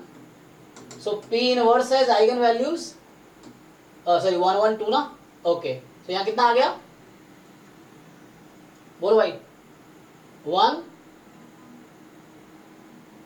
क्या लिखूं, अरे this. Okay. So somehow I proved. अच्छा अगर मैं वापस, ये फेल हो जाएगा ना, तो उसको मैंने हटा दिया. अच्छा ये दूसरा था, ठीक है. देखो तो मैंने क्या डिराइव किया था यहाँ पे कि ध्यान से देखो, ये मैं इसको बोल रहा हूँ this is V. So this is V is 1 minus 1 2 transpose. This is the eigenvector corresponding to eigenvalue 1. So what I am saying, what is the PV is equal to what by definition of eigenvalue? क्या होगा PV? हाँ Arkajit, are you getting? Sir PV equal to V होगा yes, because eigenvalue 1 है तो right right. So P inverse V क्या होगा? P को इधर शिफ्ट कर दो right side, still it is V. Now see carefully, I am naming this X. So X is 2 minus 2 4 transpose. So can I write it 2V? Yes or no? yes sir. Okay. So P inverse 2V is equal to 2V. So P inverse X is equal to X. Right? Now मैंने भी derive किया था somehow. I derived from the, so since it is said that Q is the मैंने क्या लिखा था कि Q is equal to adjoint of 2P. तो I divided both side by determinant of 2P. So determinant of 2P, adjoint of 2P. So this is 2 times P inverse. This is 1 by 2 P inverse. What? Q upon determinant 2P. What is determinant of 2P? So what is determinant of 2P? 2 cube determinant of P 8 times. Determinant P is the product of eigenvalues. So it is 2. So this is 16. Now 1 by 2 मतलब ये this is 16. So after simplification what do you get? Cross multiply it. Q is equal to 8 P inverse. Is it fine? Now you multiply both side by 8. So 8 P inverse 8 is 8x. And this 8 P inverse is nothing but Q. So QA is equal to 8x. So what is the meaning of this line? You explain. QX is equal to 8x means what? This is the definition that Q has eigenvalue 8 and the corresponding eigenvector is x. So that is the true statement. Clear है भाई? अर्कजीत और Aditya? yes sir thank you. और sir D वाला क्या कैली Hamilton theorem से होगा? Yes yes, उससे try कर सकते हैं. आई थिंक बाकी पार्ट ये सॉल्व कर चुका है. तो आदित्य, इसको बस थर्ड ऑप्शन में डाउट था तो तुम ग्रुप में पोस्ट कर सकते हो आदित्य सॉल्यूशन के साथ क्वेश्चन भी. बाकी लोग ये देख लेंगे एटलीस्ट. अर्कजीत हाँ, अब ट्राई करो, अगर डाउट होगा तो हम डिस्कस कर सकते हैं दोबारा. इसको सी ऑप्शन में डाउट था, मैंने वो डिस्कस किया अभी. हाँ नेक्स्ट बताओ भाई आदित्य, या जो भी कर रखे हैं. कौन सा 73? Okay page 2. अच्छा इसमें नंबर लिखना भूल छोड़ दिया इसने. हाँ इसमें सिंगुलर स्टेटमेंट का ऑप्शन होगा और नीचे नीचे नीचे और तो लास्ट ये 25 है 23.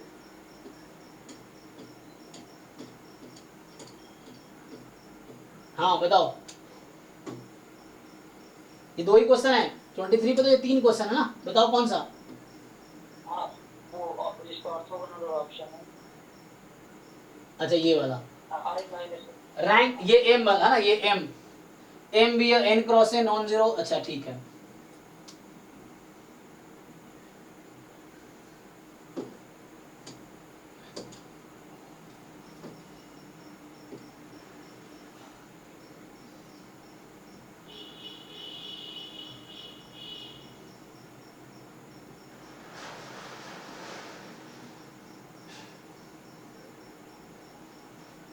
Let M be an n cross n non-zero skew symmetric matrix.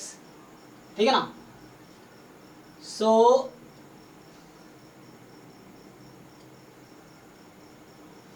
then the matrix, so मैं क्या होता है, M जो है नॉन जीरो है, स्क्यू सिमेट्रिक है, n क्रॉस n की. n अब n बताया नहीं इसने, ऑड है कि इवन है ना. तो M जो है स्क्यू सिमेट्रिक है, ठीक है, n क्रॉस n का. अब तुम्हारा मैट्रिक्स है I n minus m I N plus M, इसका इनवर्स इज ऑलवेज। तो एक काम काहे नहीं करते, लेकिन मैं तो एंट्रेंस में कोशिश करता हूँ एग्जाम्पल से कर लूँ, है ना। तो ठीक है, क्या ये अगर मैं इसका ट्रांसपोज ले लूँ, मान लो इसको क्या करो तुम एक काम क्या नहीं करते, इसका नाम रख दो, चलो क्यू ले लेते हैं, ठीक। तो सिंगुलर के लिए मुझे क्या चेक करना पड़ेगा,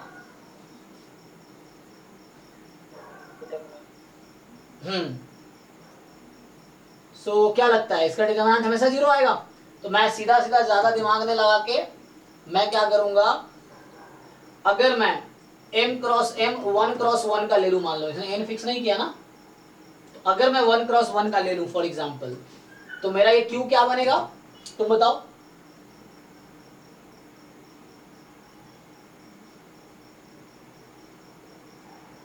बोलो भाई,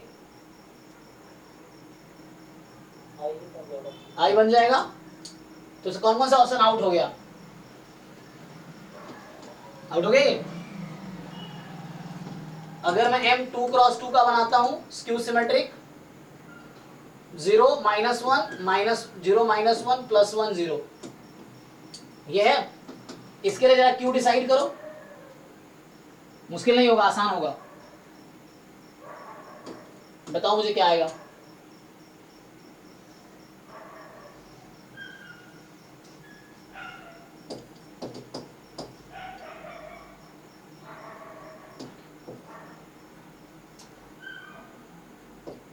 ये होगा इसका इनवर्स।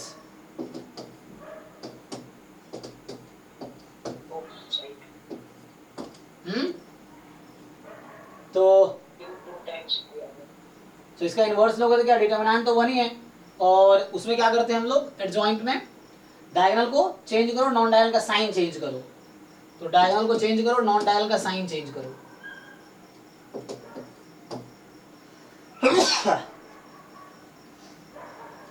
1 2 -1 -1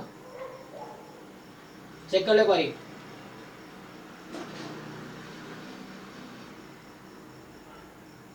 ये आया। अब ये तुम्हें नहीं लगता ये ऑप्शन कुछ को आउट कर देगा, बोला सिंगुलर, इसी का डिटरमिनेंट निकाल लो, 1 -1 प्लस 2 3, ऐसे पहला आउट इससे भी हो गया। सिमेट्रिक है ये, आउट हो गया। ऑर्थोगोनल है, Q into Q transpose I आएगा, हाँ है ना, या Q स्क्वायर Q आएगा, सॉरी Q स्क्वायर क्या होगा, हैं हाँ अच्छा 1 होगा, वो मैं गलत लिख दिया। कैसे, इसको इससे मल्टीप्लाई किया तो 1, नहीं उसमें नहीं, इसमें क्यों 1 -1 0 वहाँ 1 होना चाहिए। एक मिनट 1 1 -1 0 वहाँ 1 होना चाहिए यहाँ पे।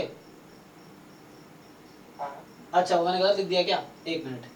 सो I में से मैं घटा रहा हूँ M को, अच्छा ओ अच्छा मैंने यहाँ गलत कर दिया क्या, वही एग्जाम्पल ठीक से बनाना। तो अब हो जाएगा, इससे हो जाएगा। तो ठीक है मैं दोबारा लिख देता हूँ, मैं गलती कर दिया थोड़ा। सो एक बार ध्यान से बताओ मुझे क्या होगा, I माइनस M बताओ क्या होगा, 1 1 यहाँ आएगा और 1 -1, अब सही है। और I प्लस M बताओ, 1 1 -1 1, इसका इनवर्स। तो अब इससे काम कर सकते हो तुम, जस्ट नेगेटिव अगर तुम बाहर कर लो, चलो ठीक है रहने दो। सो 1 1 -1 1, और इसका इनवर्स क्या, डिटरमिनेंट कितना आएगा इसका 2। सो 1/2, डायगोनल को चेंज करो, नॉन डायगोनल का साइन चेंज करो, नॉन डायगोनल का साइन चेंज करो, देख लो एक बारी कैलकुलेशन चेक कर लो। तो 1/2 बाहर, अब ये प्रोडक्ट क्या आएगा, 0 1 -1 0 0 1 -1 0, ओके। तो कैलकुलेशन में पहले से चेक कर लो आप। तो ये आ गया। अब बताओ डिटरमिनेंट इसका क्या है, 0 तो है नहीं, तो इससे ये ऑप्शन आउट हो गया। सिमेट्रिक है ये नहीं, तो आउट हो गया। अब देख लो ऑर्थोगोनल आइडेम्पोटेंट। ऑर्थोगोनल क्या डेफिनेशन है, Q into Q transpose I। Idempotent क्या होता है, तो चेक कर लो यहाँ से। अब चेक कर लो, कोई एक ही सही होगा मुझे लग रहा है। बताओ कौन सा सही है।